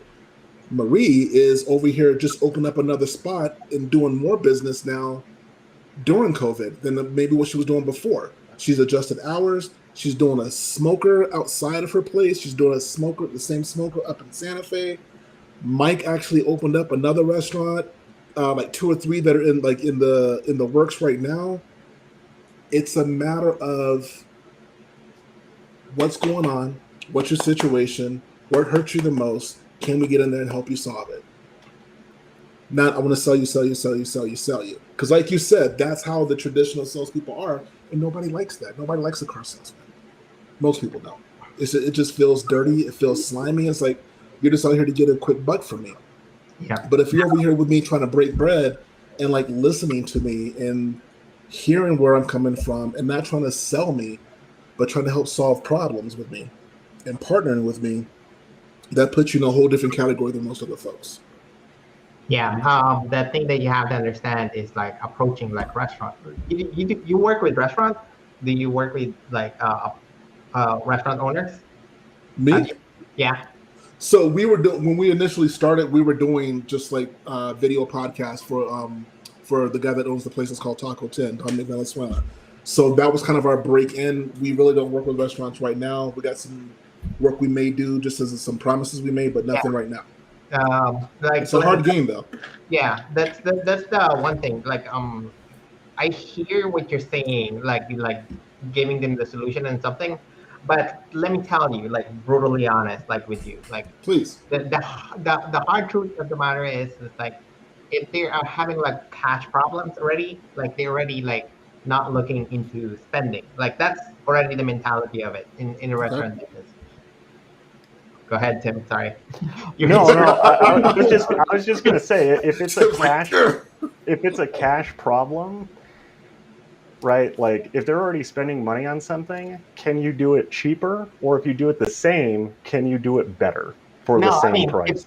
if they're losing already money, because like statistically speaking, sorry, like let me just finish it. Like before COVID, like they're like 70-30. Like 70% of their business is like in the dining, and then like 30% goes to like to go. And then like during COVID, it's like 90-10. Like 90% of the business is going to go, and then 10% is like dine in, but it's not like technically dine in. And then not just that, they lose like the overall business, like they lose already like more than 50%. Some even claim 70%, 70% of their revenue, gross revenue per month. So you are talking to people that's bleeding money. Right. Like they're bleeding money because like the real estate doesn't go down. The prices for real estate, the prices for employee doesn't go down. Like even though like they have employees and whatnot, and then you're going to come in there talking about your solution, and then That's where you're wrong. You don't that go in there talking about your solution. or like hearing their problems out. But the thing is like on their mind already, they have already a mentality of like I don't have money to spend. I just need to keep my business going. Like I'm Well, like my Debbie Downer in yeah, here. yeah, But, no, and my I thing is I'm like it's just like anything. Like at the end of the day, it is their business. If they decide to have it go under, unfortunately, like I said, the decisions you make in your business, those are your decisions, right? If you decide not to do the things and not whatever, and I do understand, like, trust me, there are way more people that have businesses that know nothing about business. A lot of people don't get into business with a background in business. They just don't. And that's okay. That's me. We have I don't to, know nothing about business. yeah, I don't know anything either. My degree on the wall over there does not say anything business. So, me neither. Mine says um, biology.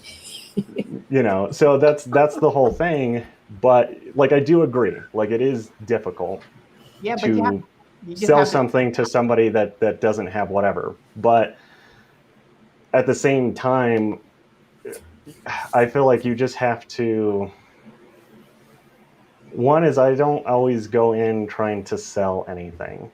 One is I'm like, is there something I can do to get them a quick win, right? Like if I go on there and I look at their website and I see that, hey, this buy button or this like call phone number doesn't, like I click on it and I can't call, you're probably losing sales. And even if I just tell them that, like, hey, like the reason I came in is I was trying to click this button here and it didn't work, and like, this is like important. And like, this is kind of one of the things that I do. And I just wanted to let you know because let's be honest, COVID has pretty much killed a lot of restaurants. And the last thing I want is like, I love your food. I don't want you to go away. So like, you can get this fixed. If you need help and you have access to it, I can literally just do that for you today. Like, I'm not even going to charge you because I want to be able to call you so I can place my order for, number 12, because the day that I click this and it dials and the number is disconnected, I'm going to be real sad. Because that's the honest truth. Like, I love food. And there was a few places that unfortunately closed, and I'm like, Yeah. if I could have helped you and I tried to, you just chose not to. At the end of the day, I can't feel bad about that. Yeah, Like, but there's like no business can like see the problem is like I know we can offer like solutions like I can increase your sales or whatever, but you can't promise. But you cannot like promise like so like go ahead. I can promise I can fix that button to make it so I click it and it calls. Yeah, I mean that button, yeah. But at the end of the day though, like the truth of the matter is like what they care about is like, can you bring me more money? I don't. Right now, that's not the case. Yeah, it Because depends on what Yeah. their issue there's a is. lot of Money, here. they're There's a coming. lot of places. There's a lot of places that don't have the staff, and they have to close early. And they're like, we literally have to turn people away. Go ahead, Mario. I know that I've been Lay it on rambling us, over brother. here. Lay it on us. No, you're good. I mean, I was gonna say like when I started, when I kind of just pivoted and say, okay, I'm gonna concentrate on restaurants. It's been since November, I think, and I got my first beta client. And this is in the midst of COVID, and they're opening a brand new restaurant. And from there, like they became a client that they're recurring clients now. Uh, and I go back to like how I approach that. I'm not salesy. For me now, I have on a recurring monthly basis that I get paid from these four clients that I have now. It takes me approximately a month to a month and a half to get these people to become my clients. These four customers that I have, these four restaurants that are now my clients, they took me, one, it took me like a month and a half. The other one it took me almost 2 months. But it was just because like the things that I needed to do and not literally sell them anything. Like I needed to build for them and show my product to them and do these presentations and be like, look, I'm doing this, I'm doing that, I'm doing this, to the point that it was like, we can do this for you. And then we set up a meeting, and then I go through my sales process, and it's like at the end, it's like, do you have any questions? And they pretty much said, how much? I'm like, all right, here we go. And that's it. But it's like I built this relationship with these people, and through with these four restaurants that I'm working now, two of them have two locations, two food trucks. The other one, Haters, has it's right in the middle of downtown Denver, right next, like a block away from Coors Field. And that's gonna be bananas next weekend when the All-Star baseball game is gonna be there. Like I'm gonna be right there, VIP status, because I work for them. They give me free food every time I go there, and like they have that bar. They have another one like a couple blocks up, like another part of downtown. They have another one in Montana, and Mike Reflin, like it took me months to get to know them and just be non-salesy and just present, give them my charisma, present my product without even selling or nothing. And it goes back to Highland Burger, that they have three locations. And I'm just building relationships without me selling anything, but yet providing value and then showing them what I can do. And this is just the marketing phase. Like I still haven't to the two most new ones. I still haven't even pitched some video. Like the video is the other side of my next steps. Like I first get them business, and then I tell them about the other things that I do, because there's two parts of like like I guess food is media. But I don't know. Maybe with your product, you have to come up with a different way. With my systems, that I got help from different sources that they helped me to develop all this. It has helped me. Yeah. I don't know what else to say, but I don't approach restaurants in a salesy way. And yes, I do walk in with them, and yes, I get a lot of no's, man. Like I get out of work at 2 p.m., come back, shower, and then I go and hit the streets, man. Like I just feel, and sometimes like even throughout the day, like I'll hit them up on Facebook Messenger. But like I'm out there. I have to be out there. That's just Yeah, me. It that's the just hard helps part. me. That's basically what you're saying is like you had developed trust with this like four like recurring customer that you have. So that's not the question. The question is that one is already established customer.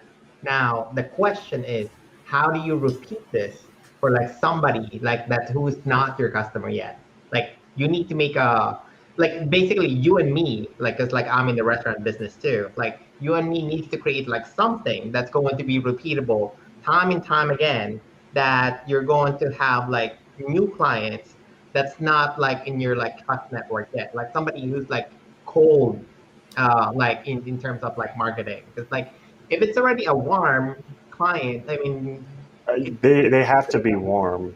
or yeah, You can't like going and marketing to a cold audience and whatever, that is a thing, but the reason you do it is to warm them up. Nobody goes from like, especially with high value stuff, nobody goes from I'm not going to buy to I'm going to buy, right? Like for us, we know how long that cycle has to be. There's a reason we put out content. It's not just for my health, because we have to build that trust. We just have to do it. And that's the thing is like, yeah, I could walk into a business and try and do whatever, but it's not like I don't have 100% close rate. Close rates probably aren't even that high for somebody that doesn't know me. But the thing is, before I ever walk in there, I'm emailing them. I'm sending them like, hey, here's, like I looked at some stuff. Here's an ad that I saw that you guys had. Here's some, like, we rewrote it for you. Post it, redo it, post it. Let us know what your results are. Here's a XYZ kind of thing. Here's a video that I did talking about 3 different strategies you guys can be using right now. Here's a whatever. And then maybe after a little bit of time, then I'll maybe go and walk in. Or if like in a restaurant, I may order something online and shoot a little video and be like, hey, I was trying out your guys' number 12. I think it's fantastic. Out of curiosity, how many of these things are you guys selling? Literally just leave it open-ended. Because I'm like I said, I think that the benefit in the food industry is I already like eating food. Why not just order the stuff, get it, take a few photos and be like, hey, this was really delicious. Here's some stuff that we did. Or, hey, here's a XYZ, whatever. And there is some of that free stuff. But like I said, if that's a client I want to get, why would I not do that? Nobody else is doing it, And if it's like, if I'm just trying to go out to a mass market, I still have to create ads that go and educate first. It's very rare that we can run an ad that's like, hey, hire us for $3,000 by watching this one video that's 30 seconds, click a button and pay us $3,000 a month. That doesn't happen. Like, you have to have what I call a gateway offer, a gateway product. And normally what we do is we create pinch products. And these are small costing products to get people in the door. That way we can build that trust. Because like I said, if I told you, hey, let me do your marketing and advertising, pay me $3,000 a month, and you know nothing about me, you're probably not going to pay me $3,000, even if we spent an hour on a meeting. I mean, you might. I'm pretty good at talking, but our conversion rates are not going to be as high as if I showed you maybe 6 videos before I ever even showed you an ad to schedule a call with me. Right. Go ahead, Mario. Yeah, and that's something that I'm starting. Oh, I hit my foot on the desk. That's something that I'm starting to do, like on my Food is Media Facebook page. Like, I'm the little things that I know on what helps a restaurant. I'm starting to make videos of it.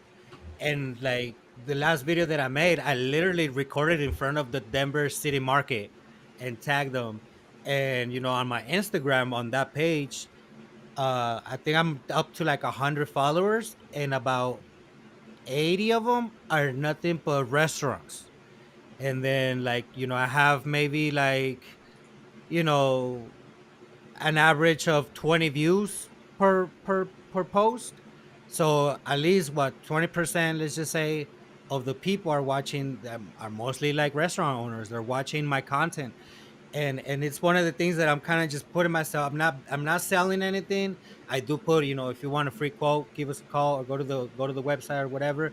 But like, I'm just want to put my brand as, this is, we're not like the influencers that every city has, that they just come and they shoot highlight videos, and you get 1,000 views, and let's see how many followers you get, and let's see from that how many come to your restaurant, and then are you gonna be like teaching your staff like, hey, because I have that ask, like, are you did you came from the Instagram post that we like, are your restaurants like staff saying you telling you that, like, are you training them so you can keep track of how much of like how much ROI you're getting off the, the influencer post that you pay? Like, I'm putting my brand beyond that, that we just don't do highlight videos. We want to make solutions for you.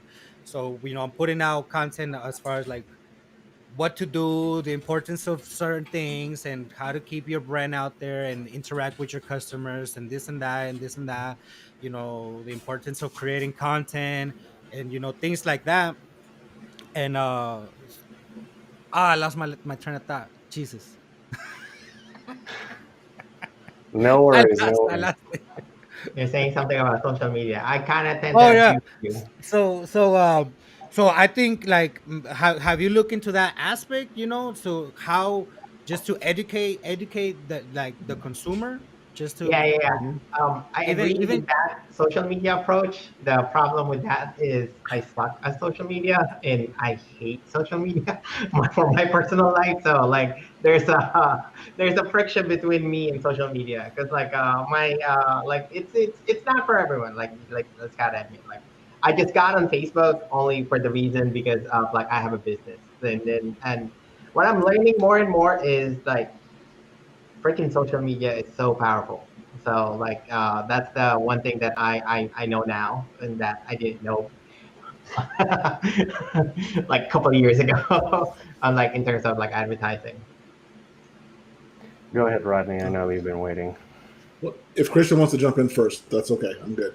Yeah, just a quick thing, adding to the social media thing. Like you have to kind of become that in a way. Like everybody is saying here, relating to your client on more than just like, hey, I'm only doing this for numbers. I'm only doing this for X, Y, and Z. Having something kind of like what Tim and Ty are doing. They're giving out, a lot of valuable content, and from that, you can kind of gain the trust from them. You see them as subject matter experts, and you're more likely to go with their business than you are with somebody else that you're unfamiliar with.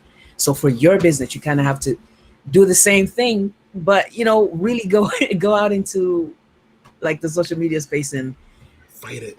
Don't establish fight yourself it. as like Don't fight it. a person. It's I hate it too. Trust me, I do. man, But it's like it's that a lot easier in a that small that market, in a I local bought market. that teleprompter because I don't, obviously you guys see that I lost my train of thought just right now.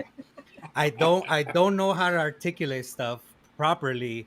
So I bought that teleprompter not only, to do an episode, but morely for me, because I understood that if I was gonna show value, like, how am I gonna show it? Like, the little things that I know and the little things that I understand, I'm just gonna just give it away. Like, here you go, you do it, go ahead and run wild with it. But at the end of the day, business owners don't have time to be doing their own thing. They don't. So they just, like, if they're really serious, this is one thing that I'm understanding. If they're really serious about like growing their business, they're gonna outsource things like we outsource like to Fiverr, pretty much, because Yeah. they don't have time. They rather just manage the little details and then have the accountant or whatever they have to do. Like, I bought that because I suck, bro. Like, Mark, I suck. I And know. like, go, you know what I mean? Like, go look at the But videos. Like, I'm there's literally like, also go look at the videos. Like I have 4 videos now, and I just yeah. use that. I set it right here in my little studio, and I'm in front of this computer, and I just go wild. And then now I decided to just go out, and like, I'm literally gonna be doing this. So I'm not, and I'm just gonna say, like, I'm gonna be going to restaurants, and I'm gonna be like, hey, we're gonna be doing an episode. We would like to do an episode of how to do, I call them tips and tricks Tuesdays, and we show tips and tricks Tuesdays for how to create content for restaurants.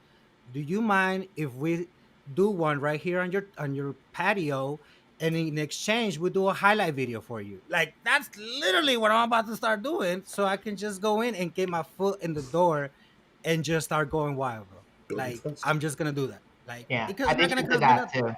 like there's also like an element of psychological, because I saw you on TV or because I saw you in like social media, therefore I trust you. Like it's a fake sense of trust, but it's there. Like It's and then it's like it's not it's not fake. It's just social currency. That's yeah, all that it Yes. is.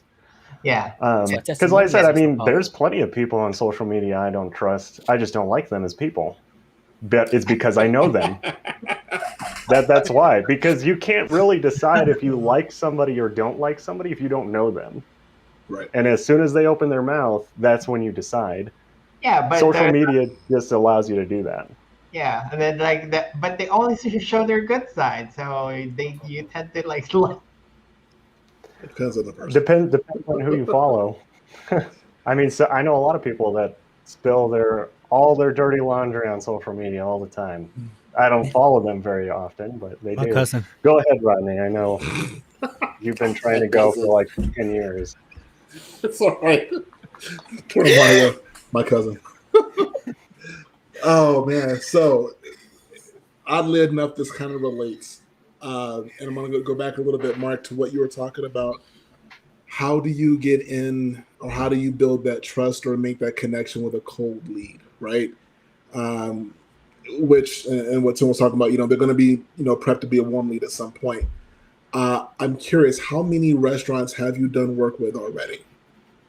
the SaaS is like developed with the owner of the restaurant itself, and then like I was working like with one, and then Okay. right now like my technique is like to not directly go to the restaurant owner, but I'm learning to like network more. So like before I even go to the restaurant owner, I'm finding somebody who works there, and then like try to like, hey, can you establish a meeting between me and the decision maker? And then so kind of like a social currency that Tim was talking about, like because a friend of a friend or like somebody who's like working there, and then like if you introduce me, like there's a less. Right. Well, I'm learning It's a like that less of a there's barrier less, because they less they friction. trust that person. Yeah, So if yeah. they vouch for you, then yeah, that gives you credibility. So that's But cool. the thing is, like, it's hard to scale. Like, if What yeah, like this is what I'm going to ask though. How many different entities, as far as restaurants go, have you built good trust with? Regardless whether it's the owner or an employee in there that you've got a good connection with. not How that many much. restaurants are we talking about? At least I one? yeah, two, maybe three. Okay. Yeah, Where are your testimonials from those two restaurants? yeah, I didn't do it. Yeah, Okay. that part. Yeah, And here's the reason why I'm asking is because that is part of your currency, I would think. And correct me if I'm wrong here, Tim, Christian, and Mario. Mhm. If you're trying to get into other restaurants, they know their competition, they know their peers. If they see that, hey, look, you know what? They might be outworking me and outselling me, but man, they make some good food though. And yeah, I respect them as a business owner. yeah. And if they got a testimonial from them, Mhm. that means you might be halfway decent, and I might trust you just a little bit more. Yeah, that's what I'm working towards. Okay. Basically, I Okay. relaunched it like this year, like, and then like basically in advertising and marketing, like Tim would, like there's so many things that you have to do, and I'm in the digital space, and then so I Okay. concentrated my effort for the first like half of the year on the digital space. It's like website, Okay. Okay. like all that kind of stuff, and then like now like I'm trying to earn like social currency, and then actually like trying to do it in like.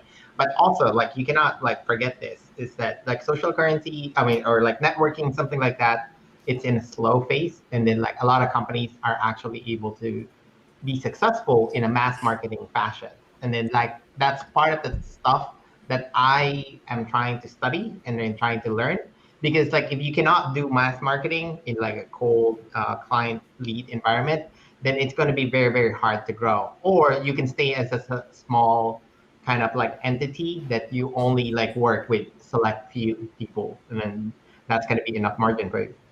Okay. I think you're missing a step. You're thinking about scaling, but you don't have your foundation yet. I think it's more important to set up that foundation and then worry about how you're gonna attract multiple people. So Probably. really focusing in, like everybody is saying, to building an actual relationship with these restaurants before trying to sell them. You have to kind of do that same thing with your business, focus on the baseline, and then worry about scaling. Yeah, the other thing that I would do is, right, because like if you're roughly wanting to whatever replace like Grubhub, Uber Eats, any of that, we use something called the waybackmachine.com. Essentially, what it allows you to do is put in essentially websites and see all the iterations from when throughout the history of that website. And what I would do is I would go back and look at what their very, very first websites looked like and see how they were offering that to the market.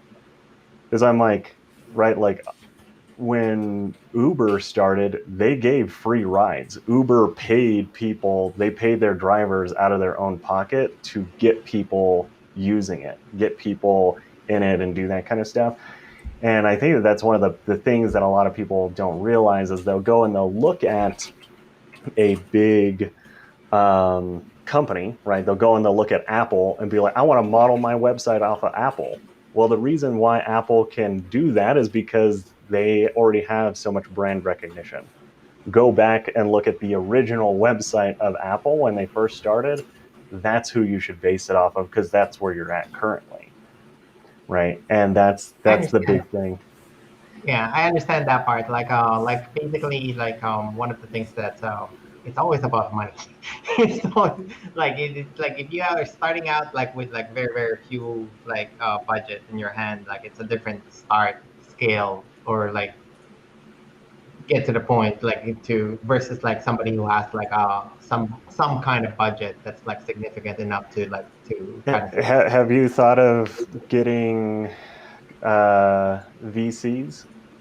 Yeah, I thought about it, but personal decision to not do it because I believe in the product, and then it's a engineering pride basically. Like it's my pride. Like I understand like there's a chance that like it's going to be better to like open to venture capitalists or like open to like, but it's personal decision to me. Like because I was able to right from the start, from the get-go, it's mine 100%, like no outside investor or anything like besides me. So like I don't want to let it go yet because I'm not there yet. And then the other thing too is like they tend to screw you over because like they're going to like give you a price point. Depends on the VCs. Mm-hmm. Because I mean, at least, like I said, listening to everything that you said, this is just what I would gather is I think that there's somewhere you're having a mental block. Just listening to the way that you've said a lot of stuff has been, I don't think I can do this. I don't think I can do that. I would just kind of look and see like, Yeah, open your mind a little bit more. And I'm not saying that VCs are the way to go or whatever, but like I said, that's the big thing. Because realistically, I'm like, if you look at it, Amazon started in a garage, yeah, and look at where it is now.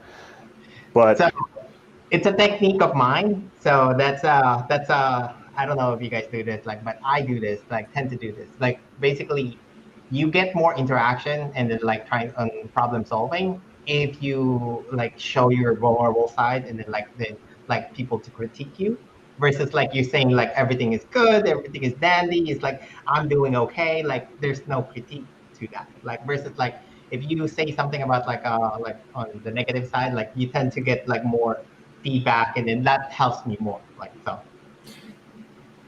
But there's Like a when I was a difference, though. rapper, everybody used to tell me I was good, but I wasn't.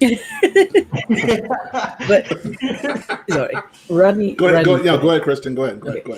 But there's a difference though between being vulnerable and opening yourself up to criticism and telling yourself that you can't do something, because that's what you're doing. You're saying I can't do because X, Y, and Z. But oh no, like I'm not telling myself that. Like I'm always telling you guys that. So but that, like, but the thing is, when you say something and you hear it subconsciously, your subconscious believes it, whether you realize it or not. That's why, like, I don't ever say like I can't do that. I may say like Like if you're like, oh, do email marketing, I may be like, well, how do I do that? Instead of I can't do that yet. You, like I said, it's one of those things that if you're saying it, even though you may think consciously you don't believe it, anytime that you say things, your subconscious is it's just gonna, that's what it's gonna believe. And your subconscious is always going to override your conscious.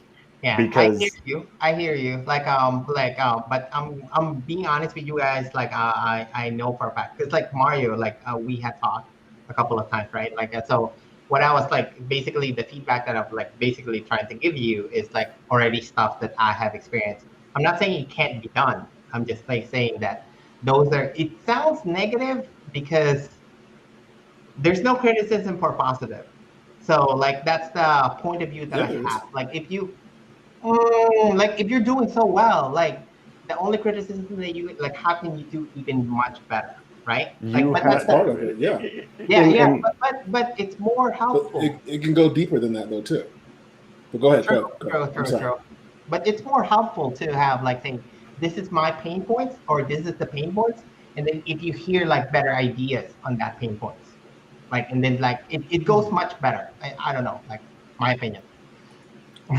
Go ahead, Rodney. Okay. I love you, Mark. I love you, man. And I come from a position of love. Been in similar situations with you as you when I was a kid, and even part of my adult life. And here's where I'm coming from. Christian hit a very good point. Tim hit a very good point when they said that even though you're saying it in a certain way, to you, it may not like be negative, but words are powerful, and they do play in your subconscious, right? Your subconscious, excuse me. They do play there. There's and this is something I just learned recently. The word abracadabra, right, means. So there's a book that was written, and something from the Hebrew, something on the lines of "What I speak, I create," or "As I speak, I create." And I think we just lost Mark. I think he just froze up on us. Are you still there, Mark? I'm still here. Okay. All right. The way you froze, it got me a little worried, man. So for sure. I'm not gonna drop. Like before you proceed, by the way, like I'm about to drop it on me. Yeah. One thing before you drop, Like okay. Like if I really believe in the company. Like the way that you are going to measure me, like that I believe in my company is like, one, I haven't given up. It's been 3 years. And then two, it's like I have dropped my own personal money onto this. It's some serious cash. It's like, and it's like, okay. And then I had actually like, it's not just like if I'm encountering problem, I stop and then like not do it again. Like I push through. Like even though like in here, like it's kind of like it's tough like to get in front of somebody, like to like air out your like weaknesses, right? Or like pain points that you're having in the company. Like, so like I push through that too. Like, and then like try to, and then you guys now know that I hate social media, but I do expect like that I'm going to like actually do it and then like try to proceed with it. Like, so like never doubt that I am not in the lead of like my company. Cause like, I promise you that's not what's in my mind, because like I would not do it every day if I don't believe in it. No, and I believe that, and that kind of conviction, like right there, that. So let's take what you literally just said. I hate social media. Let's take that phrase. How could we say that in a more positive, constructive way in your mind that does not make you retaliate and like vomit when you see something with social media?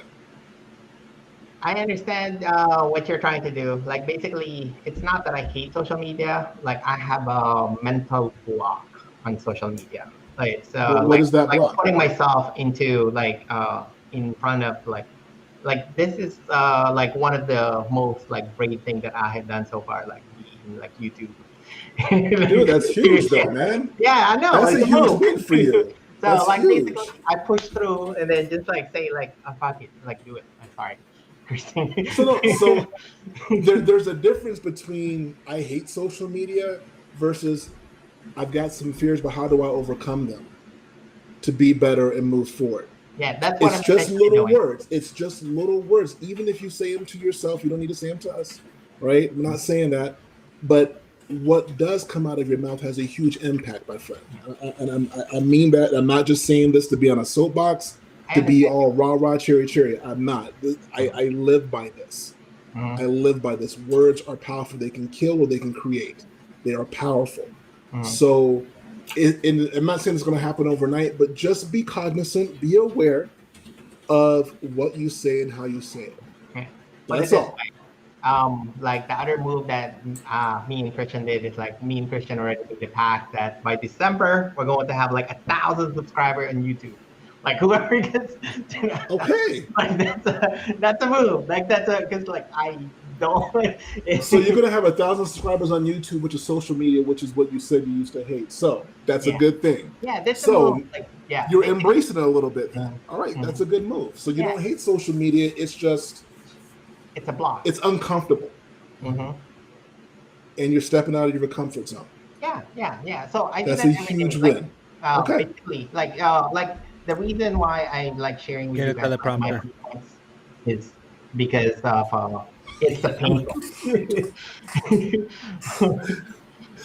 Peanut gallery over here. Teleprompter. You actually sold me on the teleprompter, Mario. Like I'm actually gonna go out and buy one for my videos now. Oh, me too. 250, 250. Is that all it is 250? I might have to I'm get one gonna of them. send you an I need one. associates link, associate Listen, Amazon Please send link. You're that, send gonna it. you're send that. gonna Send Like it. get I'm Send buying you're that. gonna get 5 cents.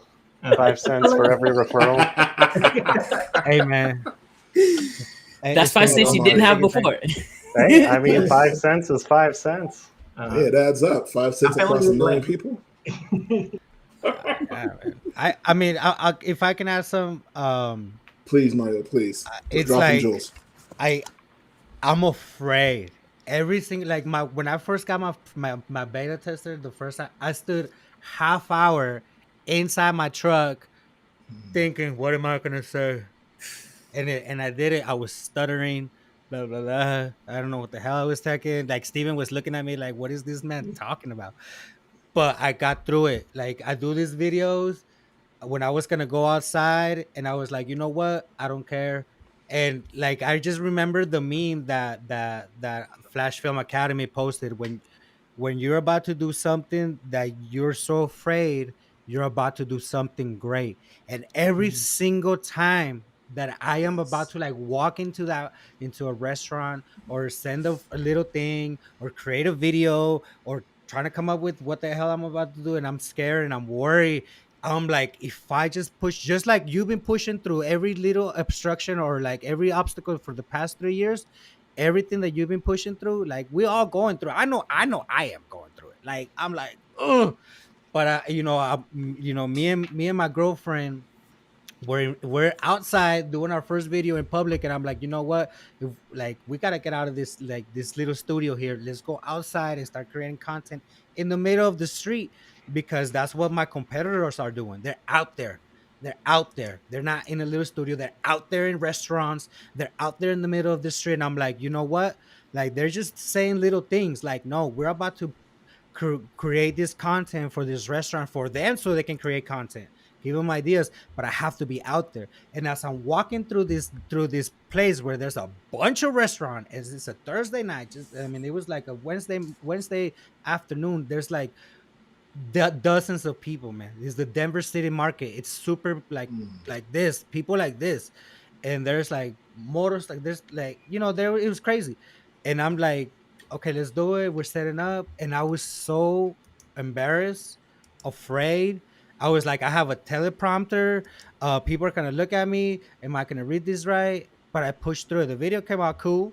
I'm not gonna say it's like dope, but it came out cool, pretty decent, and Hey, it's and dope, and man. like You should be proud of and it. and like my That's girlfriend right. was so embarrassed to do her skit because she has her little own thing too. Like I do Tip Tuesdays and she does what's happening Wednesdays. Like we're promoting What's events. happening We're Wednesdays? That's promoting cute. events of like what's happening for the weekend. Like there's like restaurants that are throwing events and we're just gonna promote them and tag them. Like, yo, make sure you guys go visit this restaurant. They're doing this, they're doing that. And like she was so like embarrassed and afraid, and I literally was like, don't worry, mija. Like nobody, they're just looking at us, but they don't care. And I just kind of had to reassure her of that. And as when people were walking by us, are like, hey, excuse me, do you guys even care what the hell we doing? Like I asked them so she can just hear that, and she was like, nah, we don't care. And I was like, see, baby, let's just do our thing, and we did our thing. But it was like to right now, I'm still like nervous. Sorry, Dave. I want to share this with you guys. Ronnie has heard me say this recently. So this is what I think of anytime that anytime that I'm afraid of something and fear. And really what it is fear is something you should focus on, educate yourself on, take action on it, and refine it. Anytime that you fear something, those are the steps that you need to take to really just overcome it. Because for the longest time, that's one of the things that, really kept me back. And that's the thing that I started doing whenever I started this company, right? Is, like I said, focus on it, educate yourself on it, take action on it, and refine it. Those are the steps that you need to take. And once you do that, that's really how I believe you overcome those fears. Yeah. And like I said, it's taken me a little while to come up with that, but it's something that, like I said, I have to remind myself about a lot, right? Like even whenever I started the company, I left my corporate job, and the amount of money that I used to make bi-weekly took me 2 years to make my first paycheck when I started the company. So that's really the big thing. Hopefully that sticks with you, and next time you're afraid of something, you remember that. That's circling back to like why I sounded negative is like what I found is that any kind of problems that you're having, like say like any kind of like say like business problems that you're having, if you aired it out like to people that actually like is in the same space, because like most people tend to not share whatever like difficulties that they have, right? So like there's a social, I don't know like what it is like, but it's a social norm of like you're spinning it out like just like the positive part, but you don't tend to learn from it. Like what I like personally like taking to myself like by heart like ever since I was in college is like, because I was working with like a lot of like old people, and then they tend to be knowledgeable but they don't share like the bad stuff, and then like they tend to like not pretend like, but like appear that they're an expert in the field. So they had a tendency to not like learn new things. So what I ended up like doing is like doing complete opposite of that, reverse the thinking. So it's like say like use myself personally, like say like, okay, I'm having this problem, I'm having this issue, and then like then the bad thing about it is like people like you like maybe had an impression that like, holy shit, like this person is like telling himself that he can't do it or something like that. But Well, and I would still argue that you still are telling yourself, whether you're maybe conscious of it or not, because like for me, so right, like COVID, to out of all transparency, and like I don't have problems telling anybody anything. My thing is like when COVID started, we lost 92% of all of our clients in 48 hours. Literally, our entire company almost came crumbling down. And instead of just saying like, don't get me wrong, like I mean, there's plenty of times I still wake up sometimes and I'm like, man, is this even really what I want to do? And in those hard times, that one is I created the Scary Good Creed, which I think I've shared before. But yeah, I created the Scary Good Creed, which I pretty much read every single day to make sure that I make myself in the right mindset. And every day I ask myself, what do I need to do today to be the scary good version of myself? And like I said, anytime that I think anything negative, I try to, even if I say it, I will stop how do I spin this into something more positive, and say that 3 times so that I stop saying that, right? Like one of the things that um, I am getting ready to do is trying to do daily emails. Every single day, write an email and send it out. Write an email and send it out. And to me, like, I could always say, like, I hate emails because I'm not good at writing. I'm not good at this. I'm not good at that. But then I'm like, well, I shouldn't say hate, because one, hate is a strong word. Um, and I'm like, really, I'm just like, I need to practice writing emails. That's what I need to do. Instead of I hate emails, I need to practice. And for me, I'm like, the best way to practice is write them every day.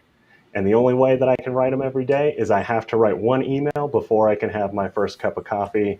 And I pretty much live off of coffee. I drink like a pot of coffee a day. So if I can't get my first cup of coffee because I didn't write that email, I have nobody to blame but myself. So I'm definitely going to write that email so I can get my coffee. That's what's up. That's inspiring. That's inspiring, Tim. So, Maybe like I said, I can share the Scary Good Creed with you guys. I do have it on here, and I can pull it up if you guys want. If not, I won't share it. It's okay. Listen, we're open to everything.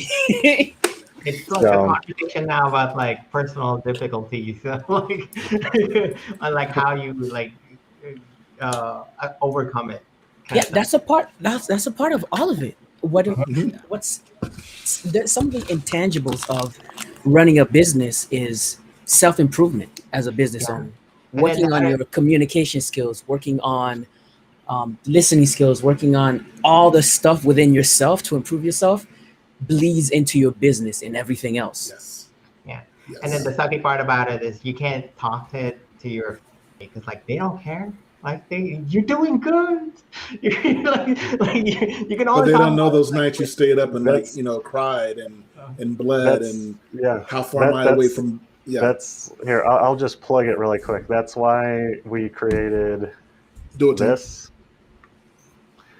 because like I said, that's the whole thing is like, you know, I'm like, it is a real thing. Like, trust me, like every time taxes roll around, that's when I'm the most stressed out in our business.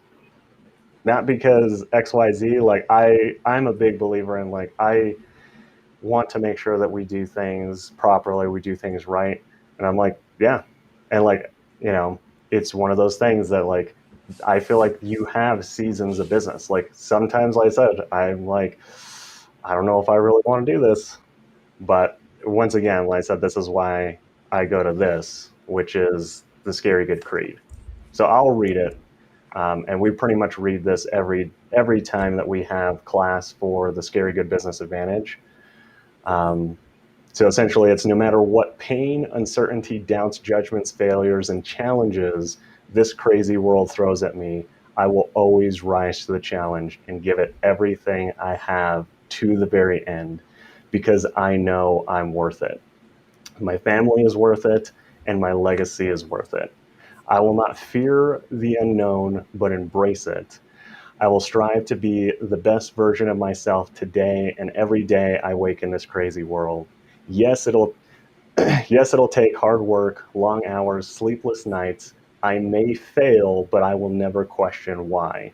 It will be my guiding light even in my darkest hour, because anything that is worth it will not be easy, but I will achieve it because I am scary good. That literally took me 2.5 years to write. Literally 2.5 years to write that thing. But it's because I wanted to make it something that, like I said, sometimes, like, if I read it in the morning, I do sometimes choke up reading that, because it's something that, like I said, I literally live and die by. And like what I was telling Rodney the other day is, I'm like, I am a kind of a little old school, if you can't tell in some of the things, but like I'm a big believer in the old school phrase of, like, you know, you have to have honor in everything you do. And like, do you have no honor? Because if you don't, you better get some and find those things. Because like I said, I can't tell you why you do what you do. You have to be the one to do it. So yeah, like I said, You can't be proud of like something that you're doing if you don't have like any kind of like honor and like doing it. It's just like it just doesn't work. Like, but yeah, like it's pretty good. Like it's really good. Like the way your creed works. Like I understand it. And the part that doing it every day during breakfast, you're like I am also a big believer in how you do anything is how you do everything. Yes. So, that's why like to a degree, and it's one of those things where like me and my wife have kind of talked about it, how, like if you dress nicer, you feel better. You feel better, you're more productive. So like for us, like one of the big things that we did, I think it was a year ago, we're going to have to do it again, but like we've pretty much been getting rid of what we call our comfortable clothes. So like comfortable clothes for me, like weekend clothes are like some chinos and a polo. That's like relaxing, like kick back on the couch. That's comfortable. What are Where chinos? like Hold on. What are chinos? chinos are essentially just like khaki kind of pants. They're like dress pants, just not normally pressed and that kind of stuff. So Kind they're of still kind of like Dockers. slacks. I'm like chinos. So yeah, I'm so sorry.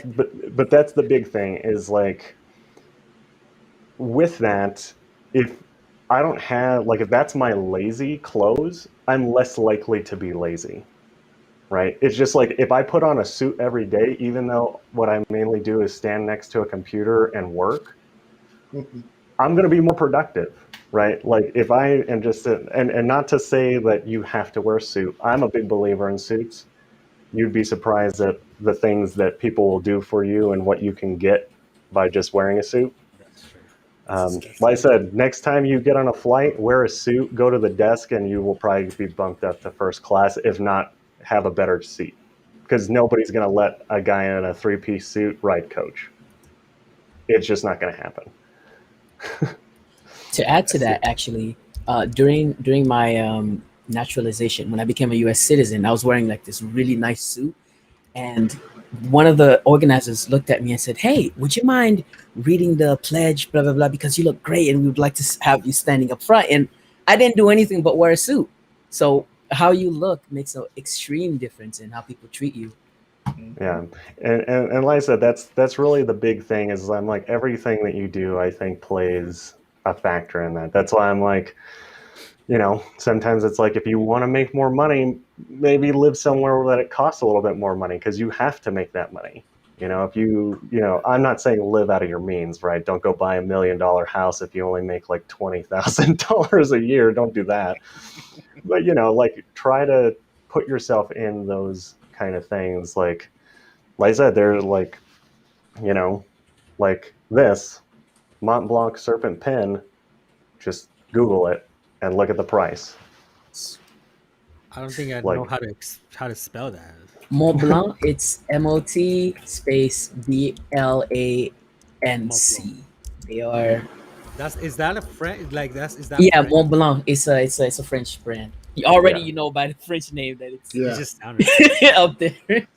Yeah. It's, Wow. and that's the whole thing is like I'm just a big believer in that kind of stuff. And like I said, that's why like for me, I don't really ever feel that lazy. Because like I said, it's granted, I'm not, going out and pulling weeds in a three-piece suit. Like, let's just be honest. I'm not doing Why my not? yard work. I mean, consistency, Tim. Consistency. yeah. Geez, gonna get in trouble. Right? But yeah. Anyway, like I said, it is rolling up on getting pretty late. We've been on almost about 3 hours. do have So one go last for one. it. I'm running an ad right now, and I use the instead of boosting it, I used the ad manager, but for whatever reason, it's not showing on the page that I'm promoting. Why is that? The reason is because it's essentially what is it? There's a odd term. It's like a dark post is technically what it's considered. So technically, So the difference is if you want it to show on the page, what you would have to do is you would have to create it as a post on the page, and then in the back end of the ad manager, you can select that post to run it as an ad. Ah, okay. Yeah, Okay. because technically you can run ads that are not like publicly visible on the page, because it's like an ad and a post are different, but they can also be the same. It's like I said, it's just No, I yeah. understand. I understand what you're saying. It's just a dark post. Yeah, okay. I was like, that was the first time I was like, you know what? Instead of boosting this, I'm gonna start playing with this ad manager on my own side. And I just created the ad and I started running it. And again, Mark, this is literally not playing now salesy. Like I run an ad that includes the one of the four most notorious chili cheese fries places here in Denver, and I just pretty much created an ad that I said, "Hey Denver, tell me which chili cheese fries place is your favorite. Win $30. Uh, win $30 by commenting."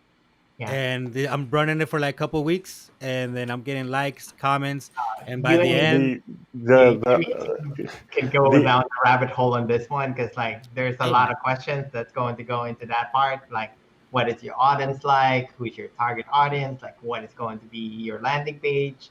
Like, how are you directing the traffic? Like, and to then like, me, yeah, to me that's valid, but realistically, the only thing that I will say, Mario, is if you're, and I'll do it, just send me the next ad that you run. The only thing that I would say is just be weary, because technically you're breaking some Facebook ad policies.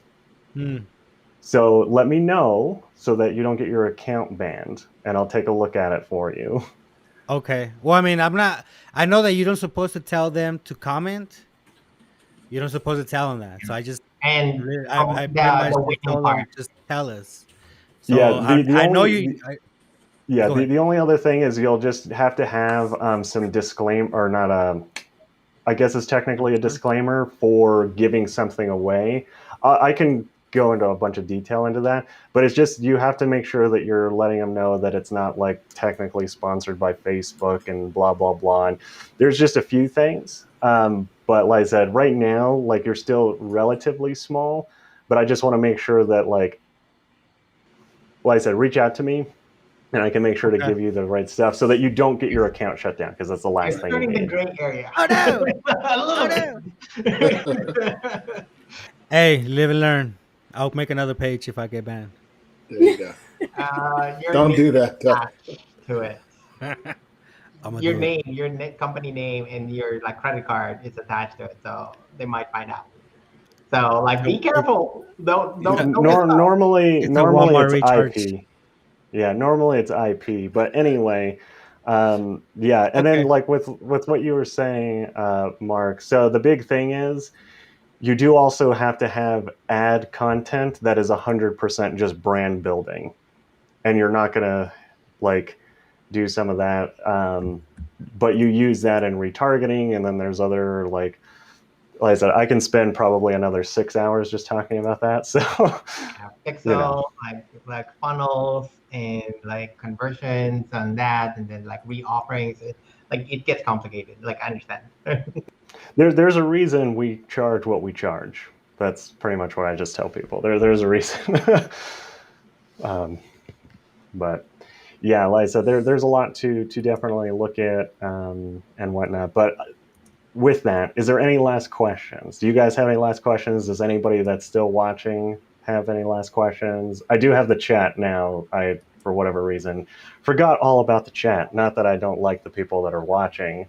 They're just as important. I don't know. Yeah. You get distracted. Oh, man. That's what it is. I just want to say, like, thank you for this, and like, for you guys, like, platform wise, it's like having the chance to talk to fellow business owners. Like, I know, like, we didn't really solve like each other's problem. It's just like soundbox kind of type thing. And it's like pretty cool, pretty cool. I mean, it's very valuable to me, not in the business sense, but in like a personal level, kind of like, yeah. More than welcome, man. We're all here to help each other, man. Help each other grow. Yeah, thanks for checking me on that ad though. Yeah. Like I said, just literally send me stuff. I don't know if you've watched our video. Granted, we can only go so in depth, but we have an entire video on the back end ad manager on our channel. Okay. But Gotcha. yeah, we have that, and we also have Pinterest, which could potentially be for food. I think it's a good market. If you're like a, I don't know, lawyer, maybe not. But TikTok is actually blowing up in terms of food. Like there's a lot of like video on TikTok now, like how to create like yummy foods or like something. And like Yes. yeah, so like it's blowing up. Like I know like you cannot ignore it. Like TikTok is just everywhere. Lots yeah, of food on TikTok. I don't know how the ad platform is. We're getting ready to start experimenting in there. Granted, in my opinion, in food, I think it's relatively easy if you're a restaurant running an ad. I mean, to me, I'm like, you need 100 customers, give me 2 days and I'll send you 100 customers in 2 days. Like, easy.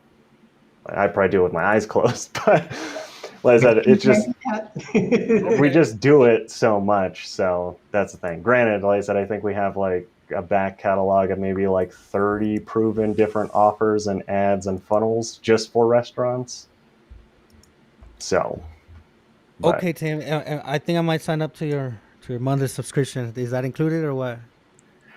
I mean, you can talk to Rodney. I mean, I don't know. Maybe he'll say some bad things about it, so maybe not. Tim knows nothing about marketing. That shit's a scam. It's all a sham.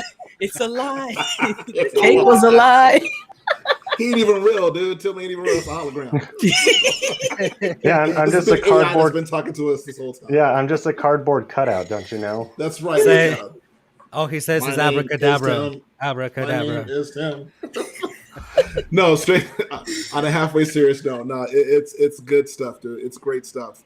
I will tell you this: like, if you think he holds your feet to the fire doing some of these lives, you have no idea what he does. Like in the community, and I mean it in a good way because it helps challenge you, it helps push you, and really like think out of the box on some things, and like really deep dive into how to set yourself apart from other people that are in your industry or in your niche. I mean, the stuff that I think we learned on one of the first couple of classes, like with the product naming and things like that, and then like the alchemy thing. Oh, dude, it was fire.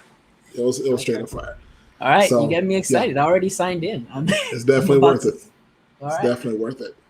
Yeah, and like I said, we will technically be opening registration soon. Again, I did open it for my birthday, but it is closed. So yeah, sucks to suck.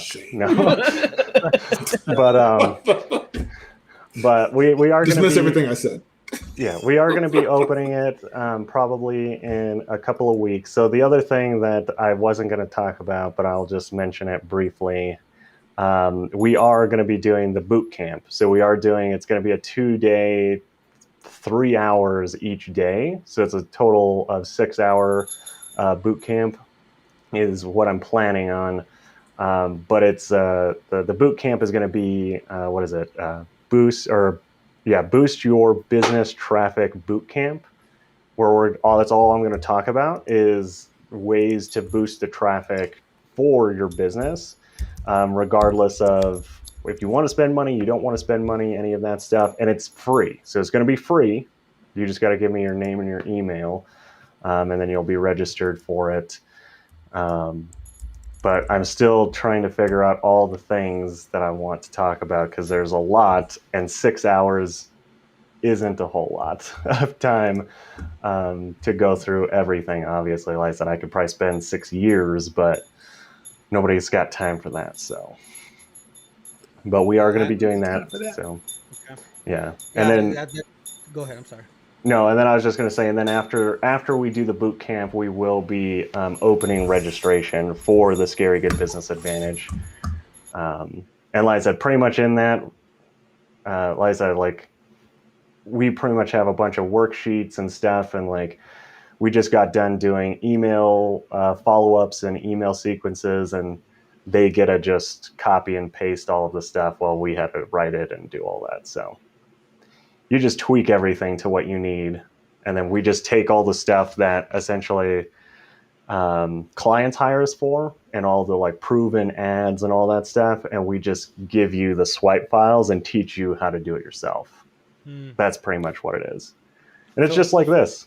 We get on a call and talk about the stuff, and I teach, and then we go through everything. So is that kind of like when you were explaining on monetized videos that, you know, if they can't afford to pay you for your labor, you just give them like, here you go do it yourself type of thing. You just yeah, give them. so the difference is it's not necessarily like a course in a sense that stuff is pre-recorded. It's all live. So every Tuesday night we get on a call and I teach live, and then you get to ask questions. I answer those questions, and then we, like I said, pretty much what we've been doing is setting up an entire sales funnel. So we went through and, well, we first started with understanding how to design and develop a product, understanding like what are the key metrics you need to look at.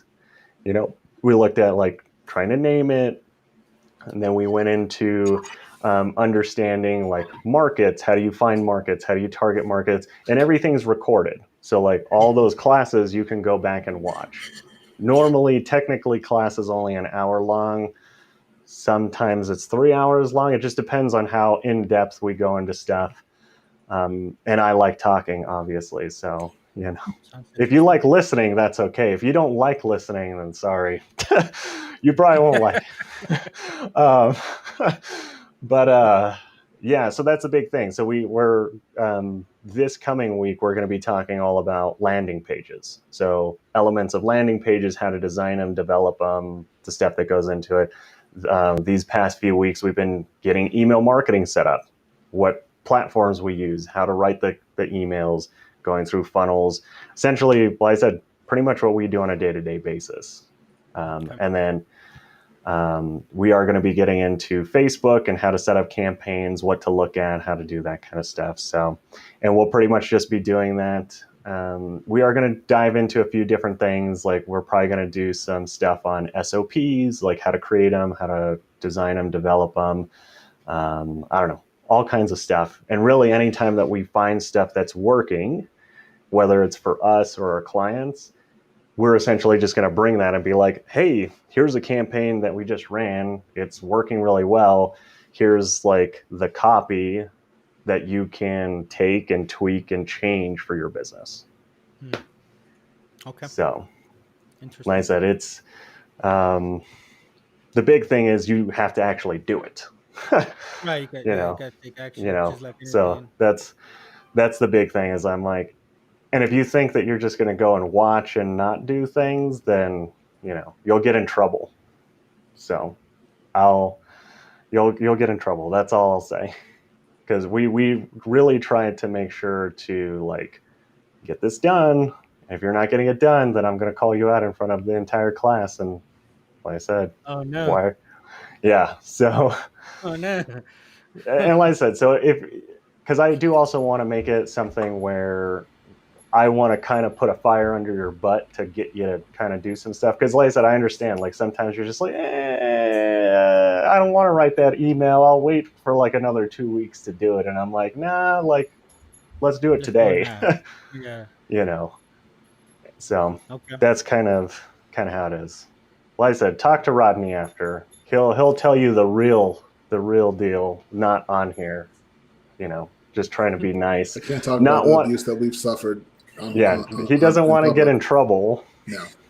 You know, and get called out in the next class. So, like I said, talk to him after. But all right. Okay. Yeah. So, oh goodness. But yeah, any last words? No, thank you. When's the next live? I'm going to binge your 67 videos on your YouTube, so I need to know when. I mean, the one that I was really excited for is I really enjoyed our 31 days of Halloween, but I don't know. It wasn't for everybody. I guess I'll say that. I am excited though. We are coming out with a Christmas edition this year, the 12 Days of Admas. So get ready for that. I don't even know what admins is. It's a made up word. It's like ads and Christmas. I just combined them. I thought you were going Krampus there for a second. I mean, I could. Admins. Okay. All right, Yeah. Tim. Admas.